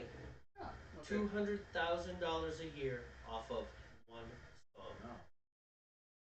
That's I a can- dream that a lot of I can do that. songwriters go to. So he made a jingle, and now he was making $200,000 a year. 200 grand a year set him for life. I don't know what he did after that. You were talking about fire. I was talking about fire. We were just talking You about... were using, but yeah, incremental fire. Right, but the progression of ideas, the progression of everything, you know, the electric guitar comes out, and then the fuzz comes out, and then distortion, overdrive, chorus, delay, yada, yada, yada, and now you're up to whatever we have for electric guitars. Right. You know, then Jackson comes out, and then they sell out, and now they're crap. They were good, they're crap. And then Gibson shows up, and they're amazing, and they decided that they felt they were amazing, so they're super expensive, and then Glenn Fricker decides that they're not as amazing as they're worth, and everybody agrees, but we don't want to listen to Glenn scream about Gibson. Meanwhile, Gibson's over there in their acoustic factory is getting raided by the FDA because they're importing illegal woods for their guitars. All this stuff has happened. It's chaos and pandemonium. Dogs and cats sleeping together. End of the world shit. The sky is falling! The sky is falling. Wait, he lost his train of original thought. There. When one weaves a thought within the fabric of the loom that is eternal memory, sounded a lot like Kamala Harris there, Bill. Just gotta say. Just keep going, you know? I'll vote for you. Why not? Yeah, no, I got you, man. But it is. I commented on a video today about overhyped and overpriced guitars. Someone mentioned the V word. Vintage. All of a sudden you tack that vintage name on there. I have a vintage 1975 Strat, which that same Strat when it was made in 1975 was probably a piece of shit. You know what I mean? But because it's got this vintage name on it and it's 40 some odd years old, you know. Right. Now you can charge $4,000 for it. Anyway, I don't want to get too off the subject there, but I just made a comment about, you know, we as people, as consumers, like as a guitar player, it's like we got to stop drinking the vintage and the signature model Kool-Aid. I'm guilty of the signature model Kool-Aid.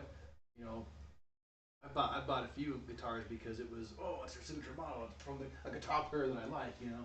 It's like it doesn't make you sound like them or play like them, or you don't sound any better because you bought a guitar from a particular era. These are all points I hit in my little comment, you know. Right. And the guitar itself is not necessarily that much better. No, and exactly my point was we as the people as the players need to stop feeding that machine because if we spend the money on these things, it's going to keep feeding the machine, and people are going to keep charging those prices. But if we throttle back and be like, nope, I'm not going to buy it, it'll start forcing the price of these things down. I think, you know. What did Bill say that cracked you up? Oh, he said, "I'm so glad you got the Kamala reference." So that was on purpose. Good. I'm glad that was on purpose. We're inside. Oh, yeah, you got a boil, man. Yep. And it's under control. So we're gonna go to pot cam. That's right on my face. Everybody stare at my butt. Right? Oh no, not right, but Who said it? Not me. you know what I meant. All right, No clue. pot cam. We gotta switch to pot first. Well, that's pretty close. Close enough. It's just not someone's crotch, you know. Right on your crotch. Indeed. Move the camera over, please. Move the camera over. No. Oh, you're saying with the whole crotch thing? Yeah, it's like Could you? you need to reposition that camera. I'm uncomfortable. I mean, I'm not ashamed of my body, but Go to the internet. You just see my crotch. Crotch cam. All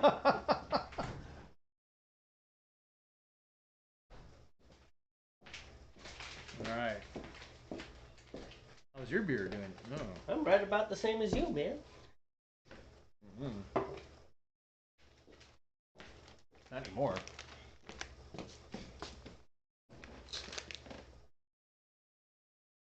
Hey, remember this is high octane beer. It'll be fine. Okay. I'll just have my Empty wife glass pick me up is from... a sad glass. It is. Just get picked up from your house to go to work tomorrow. I do have some all days, but there's only a couple left. We have 3 of them. Dealer's choice. Oh no, we're gonna do some of this. We'll drink this while we can still taste it. Good idea.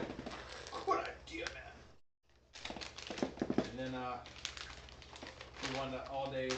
I could text my wife if she is out and be like, "Hey, grab some beer."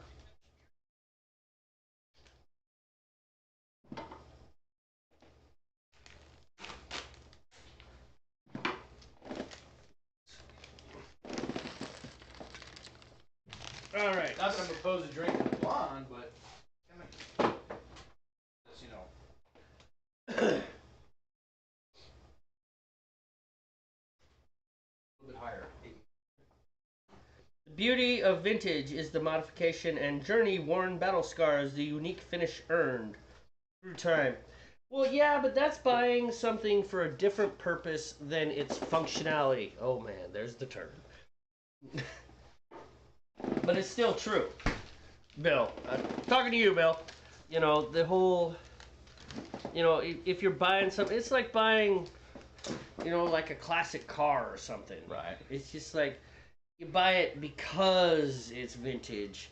You don't think it's a better car because it's vintage. Because the truth is, Right. old cars Well, are... The problem, what I was getting at, I mean, there's nothing wrong with wanting an older guitar. If you want a 1975 Strat, go buy a 1975 Strat if you can find one in good shape, you know.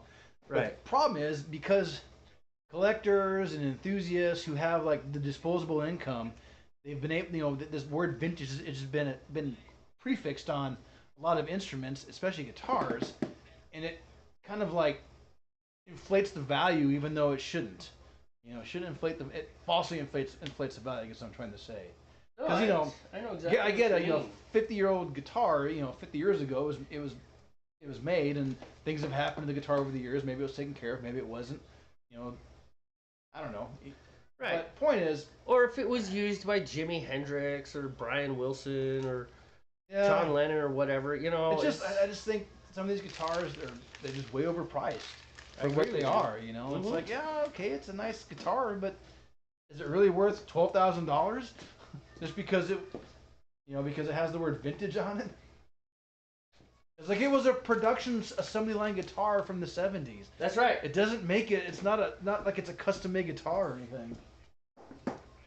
Some of these guitars were considered like, you know, if you bought a 70s Les Paul in the 80s or the 90s, it wasn't a vintage guitar. Of course, obviously it wasn't as old then, but still, they weren't some kind of rare find. It was just like, oh, you got Grandpa's guitar now, you know, kind of thing.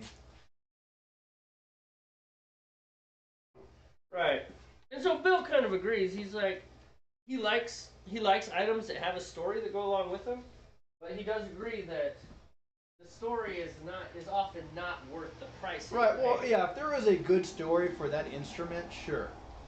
And I don't necessarily mean it had to be played by somebody famous. If there was a good story behind it, you know, and the guitar, that one guitar, and it was a well-made guitar for its time, then, you know, yeah, I can understand paying a little extra for it, especially if it was taken care of, you know.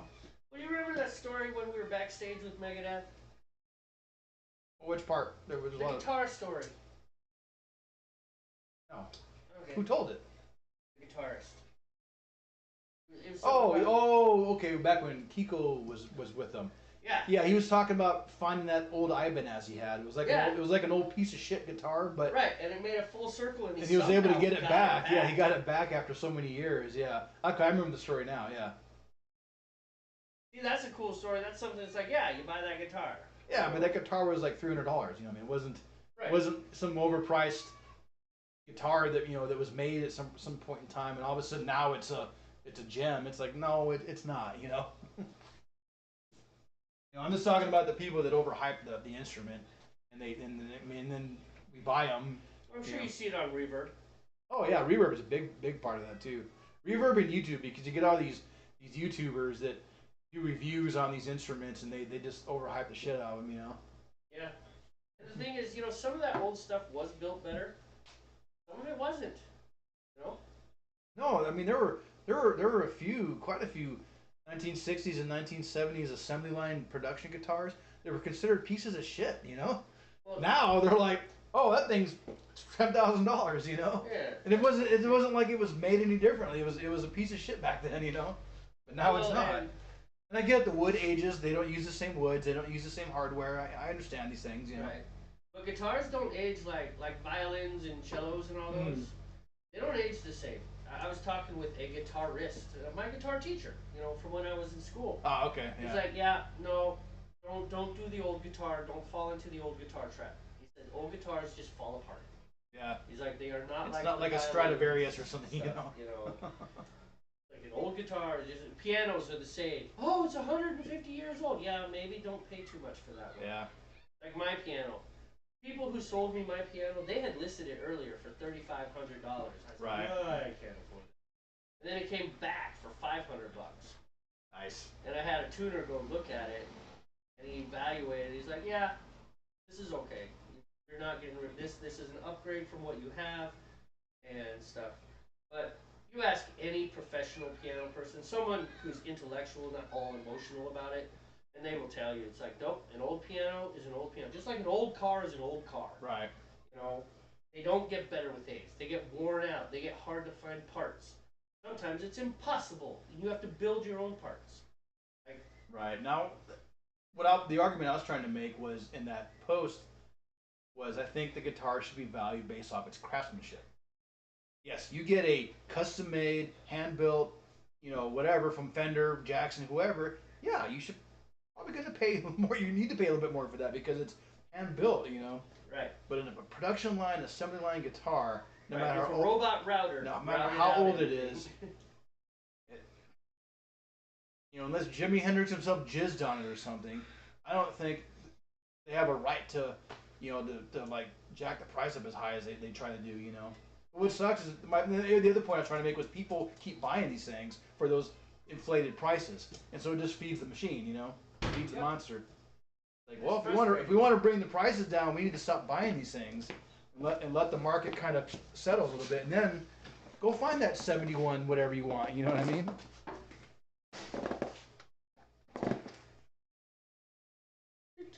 So more comments from Bill. No, 12 grand would only be worth it if it was owned by someone special. Gibbons or Hill or Clapton. Or even that studio musician who played with... Wait, you were backstage with Megadeth? Dude! Well, it wasn't quite that impressive.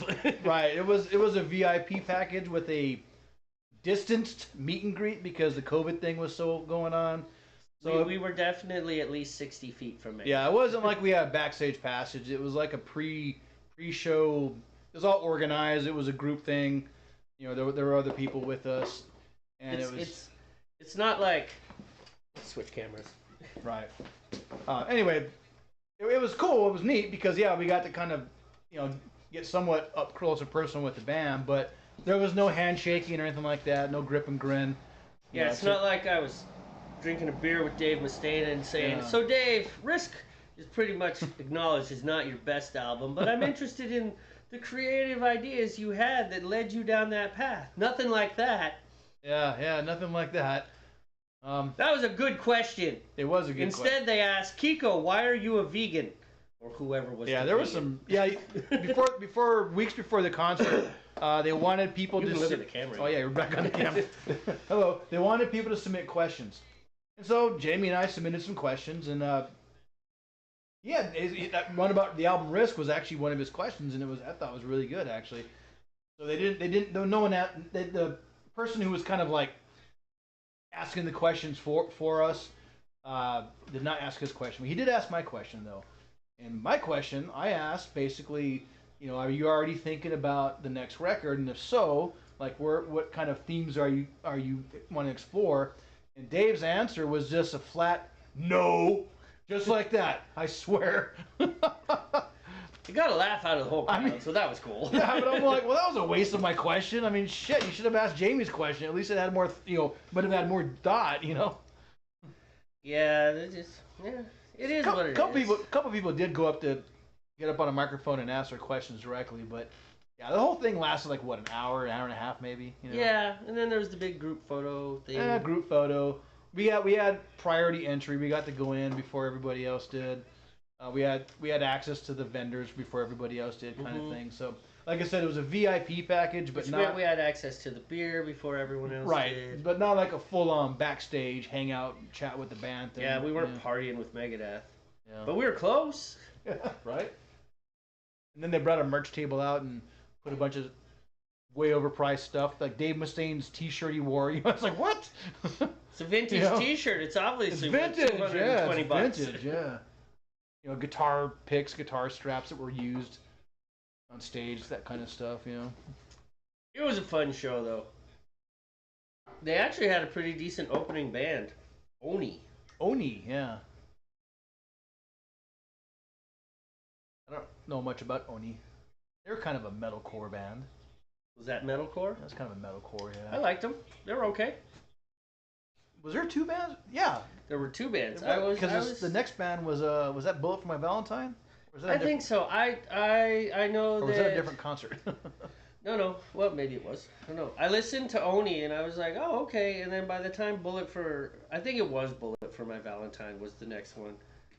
I was less focused on them.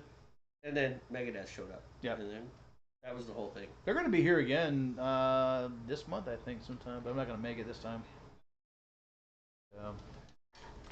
That's right. They have a different guitar player now. Because Kiko is no longer in the band. He left the band. Oh, that's right. You mentioned that. Yeah. Not on bad terms. He said he needed to go take care of his family. I guess, back in Right. Brazil. I think he's from Brazil. Back in Brazil, he had to take care of his family. So Bill says, Dave is like that. I mean, he was too hardcore for Hetfield. Ha ha! That's right, because he had the fire. He had to fire Metallica. so he could go do things. All right, I need to work here. All right, it's time for Jamey Alone. You can talk more about Megadeth with Bill, man. I don't know anything about Megadeth. Without you, I am Megadethless. I think instead, it's break time. So, we're going to go back to PotCam, and we're going to play the song. We'll be back in about 5 minutes or so. At least I will.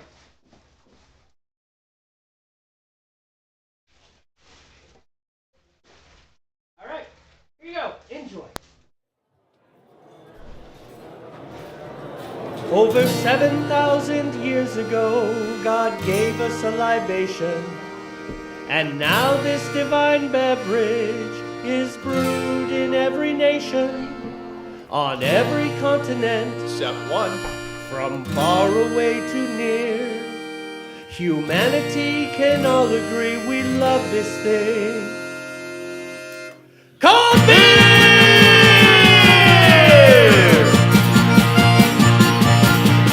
There's Budweiser from St. Louis, Leaning out OPA. Coors in Colorado, We even left the USA. Lamont up in Canada, the land of ice and snow. You don't even need a cooler when it's 40 below. Dos Equis down in Mexico, or Corona with a lime. It's such a shame, so many beers, so very little time. From Brazil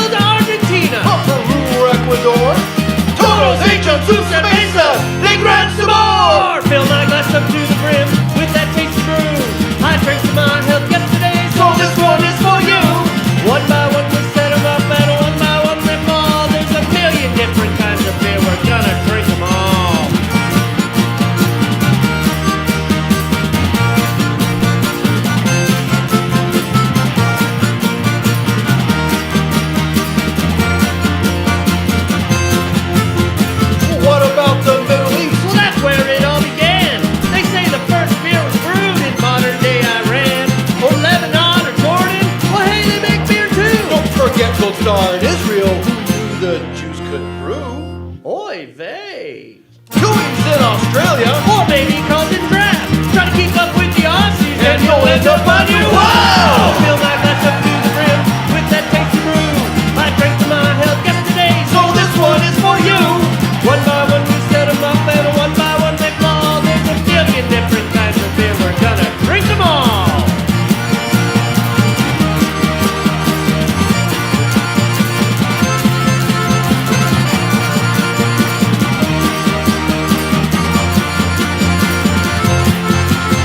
There's beer from Scandinavia. Belgium, France, and Spain. So raise your glass bottoms up and fill them up again. That's it. England, Guinness. Ireland. Headed from the Scots. Fine Steffen Weiss beer. Can't get started. Reinheitsgebot! Czech Republic, Poland, Russia. China to the east. They all make delicious beers with barley, hops, and yeast. Don't have yourself a big name brew. Or better, brew your own. But enjoy that beer, cause one thing's clear. You ain't drunk at all! Fill my glass up to the rim with that tasty brew. I drank to my health yesterday, so this one is for you. One by one we set 'em up, and one by one they fall. There's a million different kinds of beer. We're gonna drink them all!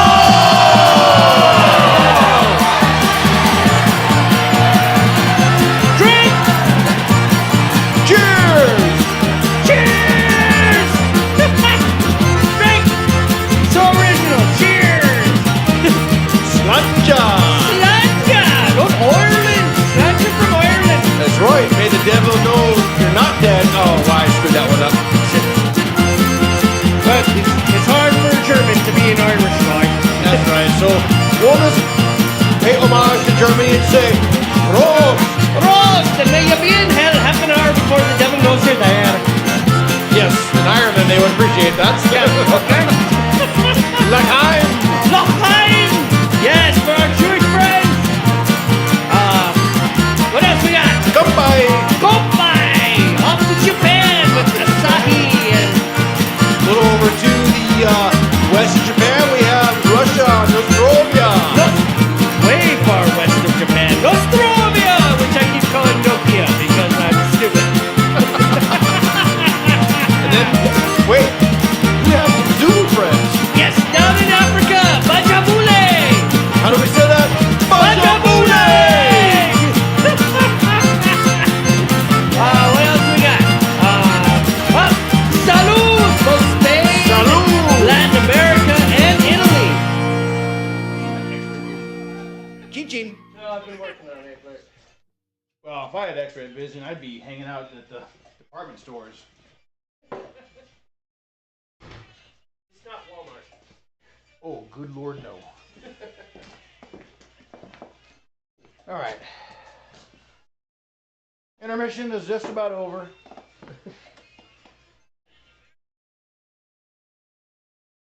All right. What did Bill say? Bill say anything else?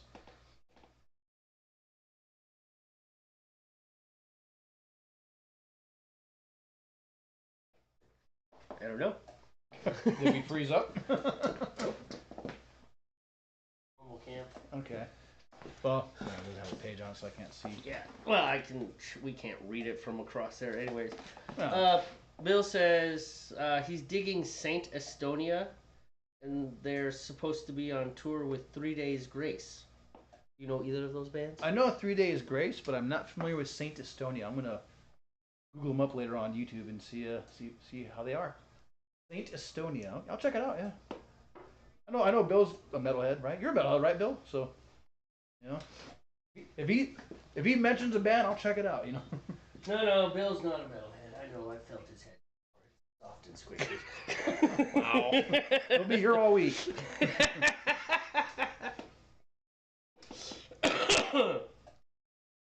Saint Estonia. No, I'll check them out.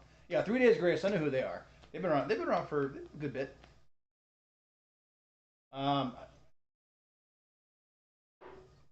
thought I saw something about them recently. If they're touring again, that probably means they put a new record out. I can't remember if I heard that or not. I don't want to be like, oh yeah, it must be a new record. Sometimes bands tour just to build up to a new record. They don't always have to put a new record out to go on tour, you know. Some bands tour because that's what they do, like Dave Matthews. Like, you ever put a record out? No. How long has he been touring? 15 years. Well, the Grateful Dead, they toured till Oh yeah, Garcia. What was Garcia's first name? Jerry. Jerry They have Garcia tons of died. records out though. That's true. They had tons of records, but they did not tour because of their records. They toured because that's what the Grateful Dead did. Well, no, I get that. Yeah, I mean, they had a whole, they, you know, the Iron Maiden, Deadheads. dude. I mean, Iron Maiden have a lot of records, but they tour like crazy, man. Really? They're a big touring band? In fact, they are playing in this month down in Tacoma at the Tacoma Dome. I can't remember the date though. Oh man, Wednesday, Bill. Let me know if you do this. Wednesday, the 8th. Judas Priest down in Everett, but I'm not gonna make it though. I really want to see Judas Priest because I've not seen them ever. And Rob Halford's no spring chicken, so Nope. he's old. like 72 or something like that. So Yeah. yeah, I'd like to see Judas Priest before too long. Not like some hardcore JP fan, but they're old school. They're kind of one of the progenitors of modern metal. You know, they go back to the 70s. I might like to go see Iron Maiden. They sound interesting. Yeah, I've seen Maiden a couple times. Brandy and I went last time. It was Brandy and me. When did we see them? 2019. It was 2019. They came through and we saw them. The first time I saw them was 2016 down in Los Angeles when I was still in the Navy. That was fun. I've just never really chased bands that hard. You know, I went to a few concerts when I was younger. I went and saw Alan Jackson once. Right. Oh, I don't travel to go see Few the others, bands. but- If they come to the area and it's somebody I want to see it, I'll go see them. You know, I don't chase bands though, like some people do. Like they're like, oh, I'm gonna travel and follow the band wherever they go. You know, some people do that. Deadhead, for like you mentioned, Grateful Dead, people would follow them all around the country. Fish was like that. They're not around anymore, but Fish was kind of like a. They got caught. No, that was a good one. No, Fish were kind of a '90s, maybe early 2000s version of Grateful Dead. Similar thing, like the shows were either really, really cheap or free, and all they did was tour. You know, and they were kind of like they had followers just like Grateful Dead. Yeah. And then eventually they just kind of packed it up. You know, music was even similar, just little rock, stoner-ish hippie music. Stoner rock. Yeah. I mean, they weren't bad. They were good musicians. Fish. I thought they had a good sound. It wasn't really my thing, but I didn't shame them or anything like that because I thought they were bad musicians. I just wasn't into their music. Well, yeah, the Grateful Dead were not my thing. They're one of those bands that you just recognize as like, yep, this is an iconic band. Yeah, right. But no, for me personally, you know, I pass on a lot of even big bands I want to see. It's just, you know, cost of tickets are expensive, and then we have to travel to Seattle or Tacoma, depending where they're at. Sometimes we look out and they're at the Angel of the Winds Casino, you know, event center, which is like South Everett or something like that. I forget exactly where it is, so it's not that bad of a drive. White River Amphitheater is not too bad, but geez, that final road is just a little 2-lane road, and so it takes a long time to get out of there once the show's over. Yeah, but the event center itself is not a bad place.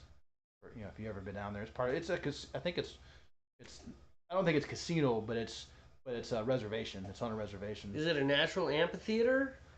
Is it outside? Kind of. Well, there's both. There's the seating, and then there's the grass area. You can buy tickets for the grass, which are like $20 usually. Oh. But they're not covered. So if it's raining, you're gonna get the rain. But the seated area, it is covered. So Okay. I think it is a natural amphitheater. So it's an improved natural Right. amphitheater. Oh yeah, there's definitely some engineering that went into it, but I think it is where it was built. It was kind of a natural, you know, rock formation that they made into an amphitheater. Bill will be at work during the Judas Priest concert. Yeah, me too. Me too. I work nights still, so I'll be there. I'll be at work. That is. I didn't want to take I'm taking Monday off already. Tomorrow night. I have a family member that's not here to visit us, but in Seattle, Olympia area for stuff for her job, and she wants to come up tomorrow before she heads back to. She's from Oklahoma, or not from, but she lives in Oklahoma with her husband. She wants to come up and see us real quick before she heads back. So I decided to take tomorrow night off. I probably could take Wednesday night off, but at this point, I'm not really worried about going to see Judas Priest. You know, I want to see them. They'll be around. I'm sure they'll come around again. You know. It's just kind of one of those bands. It's like, I got to see them at least once before I go. Bill, did you go to Metallica? But I keep walking. I keep talking to the hot cam like. Well, the microphone is on pot. Well, I thought it was on that. Bill, did you go to Metallica by chance?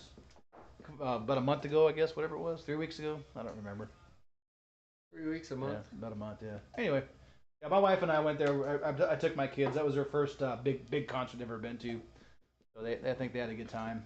And then right before that, my wife and I went and saw the Lamb of God Mastodon. About 2 weeks before that, that was good. I've seen Lamb of God a few times. That was, I think, my 5th or 6th time seeing Lamb of God, which I like. But I was there to see Mastodon. I had never seen Mastodon before, and they played the whole album Leviathan. If you know anything about them, the whole album Leviathan for that show, which is just a phenomenal record. And new material's coming out, so I'm looking forward to that. Cool beans. Did get to see the opening band. Gosh, who was it now? I can't remember who it was. Oh, band out of the UK called Malevolent. Aren't those the guys that nobody gets to see their faces? No, they were regular dudes, you know, jamming on stage. There was another band you were showing me where they were all they were doing like the masked DJ thing. It's like nobody ever saw their faces. What do you think, like Slipknot or something? No, not Slipknot. It was a more modern band. Well, another band that did the Slipknot style thing was called Mushroom Head, but they've been around for 20 plus years. Oh, well, so have Slipknot. I'm not sure what we're talking about. Because no, Malevolent, they're just regular metal band, you know. Okay. And then the second band, Kerry King, I'm sure you know that name from Slayer. The Kerry King band, they were pretty fun to watch. They had some original music, but a lot of it was just kind of they were playing Slayer covers because you know Kerry King owns the rights to a lot of the Slayer music because he wrote it, you know. Sure, fair so enough. as this Kerry King band, they played a lot of Slayer songs, but they did play some original. In fact, I didn't know it until that night because I had to Google it up. The singer for the Kerry King band is the singer for a old school thrash metal band called Death Angel. Because I've been listening to the guy sing, I'm like, man, I know that voice. And so at the show, I'm Googling it up. I'm like, I knew it. You know, and I know you're probably like, I don't know anything about these bands, but no, anyway. But I get what Death Angel go back. They're an 80s thrash metal band. They've been around all these years. But anyway, yeah, he is part of that Kerry King band. I forget his name, but yeah, the singer of Death Angel. You know, I just thought it was kind of cool because I recognized the voice, but I couldn't remember from where until I read the name. You know. Gotcha. And then Mammoth was the third band to play, and then Lamb of God came on last. By the time Lamb of God came on, I was pretty schnockered. I don't remember most of that show, honestly. Bruce Bill says that he's been working, so he didn't get to go to the show. His buddy who lost his kidneys went. Oh, geez. He is finally approved for surgery. Well, good deal on your. Yeah, I mean that's rough. This sounds bad, but I mean, good for him getting his approval. Right. You know? As for what's brewing, it's we're making a coconut stout. So at this point, it's just a regular Russian Imperial stout. But then we add toasted coconut in the secondary, and that gives it a coconut flavor, and it's really tasty. Yeah. And hopefully it's high octane and very thick and delicious. I want to cut it with a knife, you know. Almost. I told you we had a really nice pub beer last night. English pub beer from North Sound Brewing. Yeah. And it was delicious. I mean, it had this nice. Did you drink with a raised pinky? I did not. Right. I'm American. We don't do that. We don't do that. Keep your damn pinky down. Well, even Merv keeps his pinky down. So. Good. Merv is a British friend of mine that well, we can't hang out at Flyers anymore. Flyers closed permanently, just so you know. Oh, are they completely closed? Yeah, it's done, yeah. Wow. Closed permanently. So Flyers on Fridays, every now and then I kind of hang out with some of my friends, the boys from work. Some of them are from work, some are just other friends. Anyway, one of them is a British guy, and he does not drink with his pinky up. That's crazy. Permanently, huh? Mm-hmm. Yeah, because Jason died, so right. And I don't know if he had. I guess the brewmaster was a partner in the Flyers, restaurant as far as part owner. I don't know if there was anybody else or not, but from what I understand, Barrington's is going to keep going. Jason was also a part owner of Barrington's, the one downtown. It used to be the Rustica. Oh, okay. Yeah. Sorry, I don't. I So know now nothing it's about been like remodeled and redesigned into an Irish pub style place. Oh, is that the? Oh, okay. So I walked past that the other day. Yeah. Yeah. Yeah, it used to be Rustica. Now it's Barrington's. So We went to the Hispanic Heritage Festival on Saturday. okay. That was kind of fun, and I walked past it. Like, oh, there's an Irish pub down here. Yeah.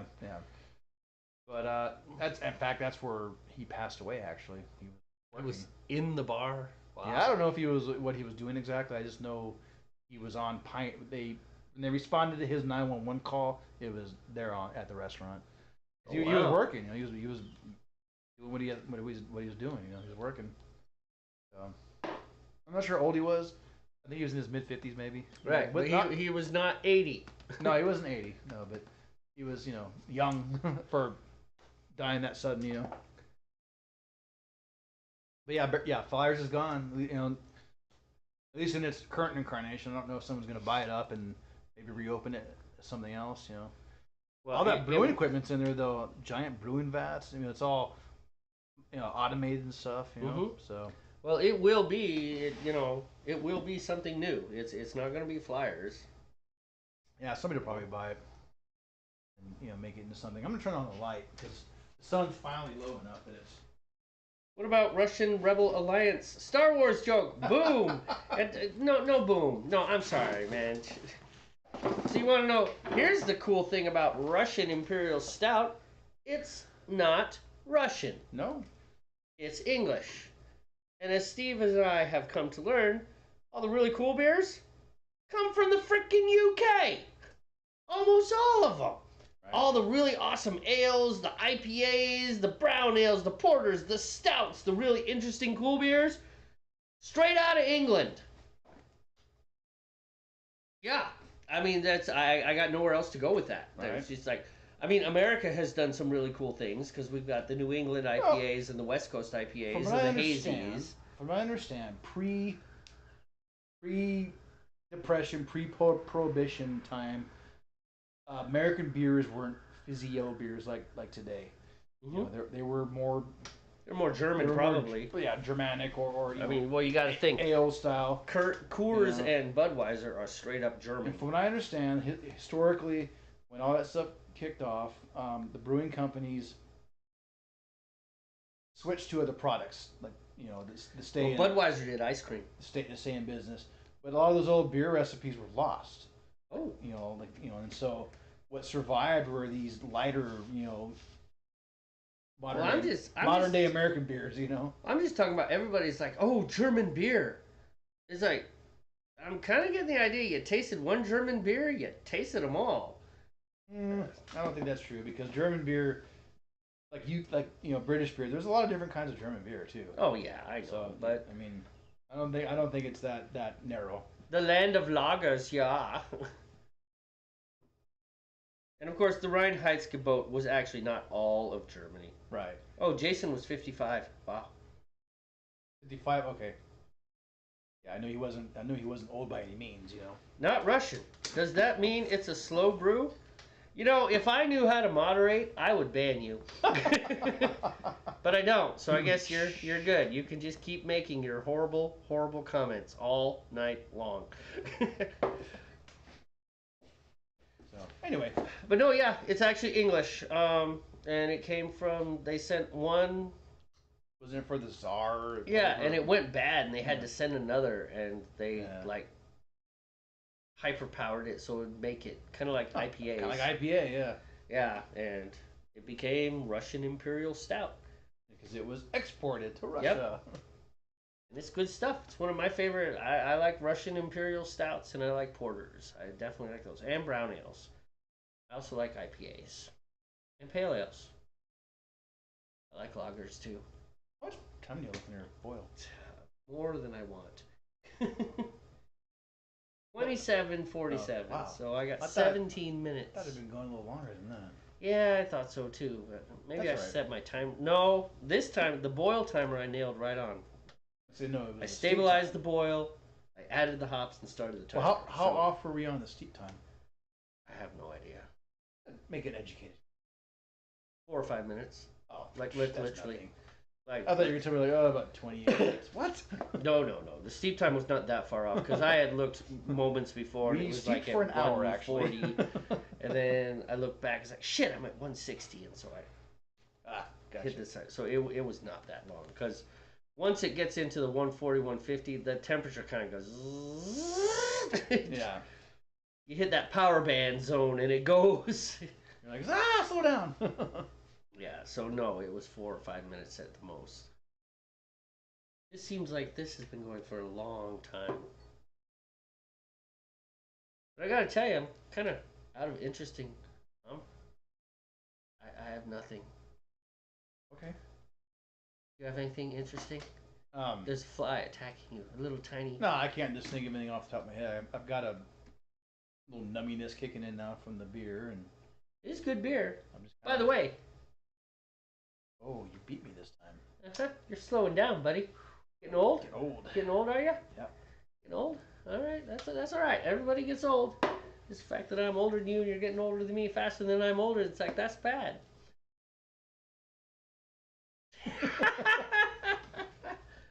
We can talk about running on treadmills. I don't do that. I do that though. I actually don't run. I walk. But I walk at extreme angles. I 20, 25%. Been doing well. Haven't lost a pound. I'm a month into this and have not lost a pound. Goes to show it's all bullshit, man. That's right. You're just doomed. Whatever you weigh, that's what you weigh. The universe wants you to be that way. Exercise is bullshit. That's right. You just live your life. Just eat fatty foods and Drink a lot of beer. drink a lot of beer, and then you die at age 55. Ooh. I just did not pick that number out of random. That's when Jason died, and he brewed beer. So I don't know how much he drank though. Jason didn't brew. There was a brewer that brewed. he was just a I mean, business Jason. I don't know. He might have brewed beer on his own, but the restaurant, the brewery at the restaurant, like in that, behind the window. No, he. I think the guy's name is Tony. He was actually one of the partners of the restaurant. Right. Yeah, he was the master brewer for Flyers. Gotcha. Or is the master brewer. I shouldn't say was, but I think his name is Tony. I can't remember. I've only met him a couple times. We talk about I kicked a parking. But lot. he's actually he works at Cardinal as well. Cardinals. Cardinal Brewing, Cardinal Craft Brewing, the college. The place where we can never seem to manage I to. know, right? Yeah, no, he's one of the instructors there. Oh, At Cardinal okay. Craft, yeah. Well, that's cool. Yeah. But yeah, he's a which I don't know if that means he works for the college as well, for Skagit, or if it's just for Cardinal Craft or what, Because I know if you do that brewing, it's not a degree, it's like a brewing certificate you can get through the Skagit, college here by the base. It's like a 6-month program, and as part of that, when you're not in the classroom, you're doing a lot of your like labs, if you want to call them labs, at Cardinal Craft Brewing there by the airport. So. How did we go from mead to beer? Not a joke, just curious. If I knew at what point we had ever talked about mead tonight. Did we say mead? Did we say mead? You're gonna have to explain that last comment. It is indeed interesting because we have no idea what you're talking about. One of us might have said mead. Did you say mead? I might have not realized I said it. Did I say mead? Did we say me? And then the next word had a D in it. So it sounded like mead. Or did we say meat?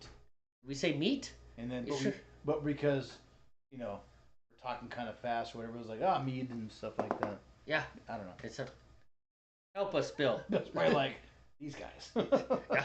Well, the whole broadcast is built around that thought. Right. These guys. These guys. Yeah, your last comment is fascinating because I have no idea when we mentioned mead. Now I'm intrigued. Mead. Or are you just asking at what point in the world did it... Beer came first, Bill. Straight up. It's a historical fact. Is it? I don't know. There's a video about how beer saved the world. Nobody talks about mead in ancient Egypt. I have a feeling mead came before beer, honestly. Don't abandon me, Steve. As much as I love beer. Hang with me, Steve. Don't leave me on this one. Beer is first. It's possible mead came. Well, the reason I say, I mean, all jokes aside, the reason I think that is because mead is a little more simple, you know. Easier Mead is easy. you know? Honey, water, yeast. Right. That's what I Come mean. back in It's 2 just, years. You know, it's just a little more simple, whereas beer, kind of a chemistry, you know what I mean? That's why I think mead, I would not be surprised if mead actually appeared on the earth sooner than beer did, you know.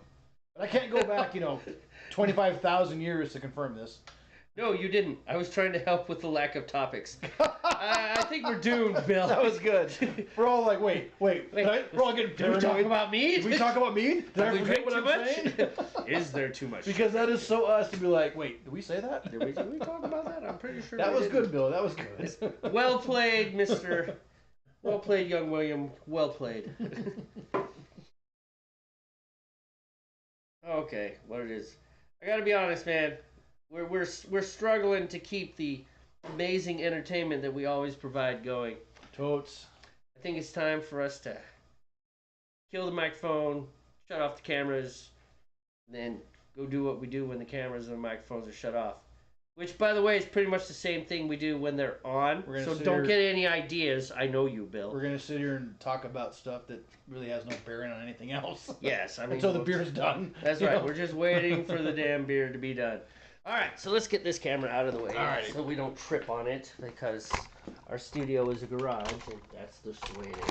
It's just nature of the it's the nature of the beast. It is the nature, indeed, the nature of the beast. So, as always, this has been a chaotic, totally eccentric, Northwest Brewmasters production. with absolutely no plan, plot, or any sort of point to it. We brew beer and talk about whatever comes across our mind, and that's the way it is. So, yeah. But hey, Jade and Bill, glad you guys stopped by. Thanks for stopping by. You guys are awesome. Pretty much the most awesome people in the world. We know this because you managed to hang out through all this BS that we spewed out of our mouths for the last Put up with hour our crap. or whatever. Yep. Lurk or not, you're awesome. So, as we always say, relax. Don't worry. Have a a home brew. brew. And now we do the whole Ethel. How do you turn this thing off? Is this still on? We so need a production company.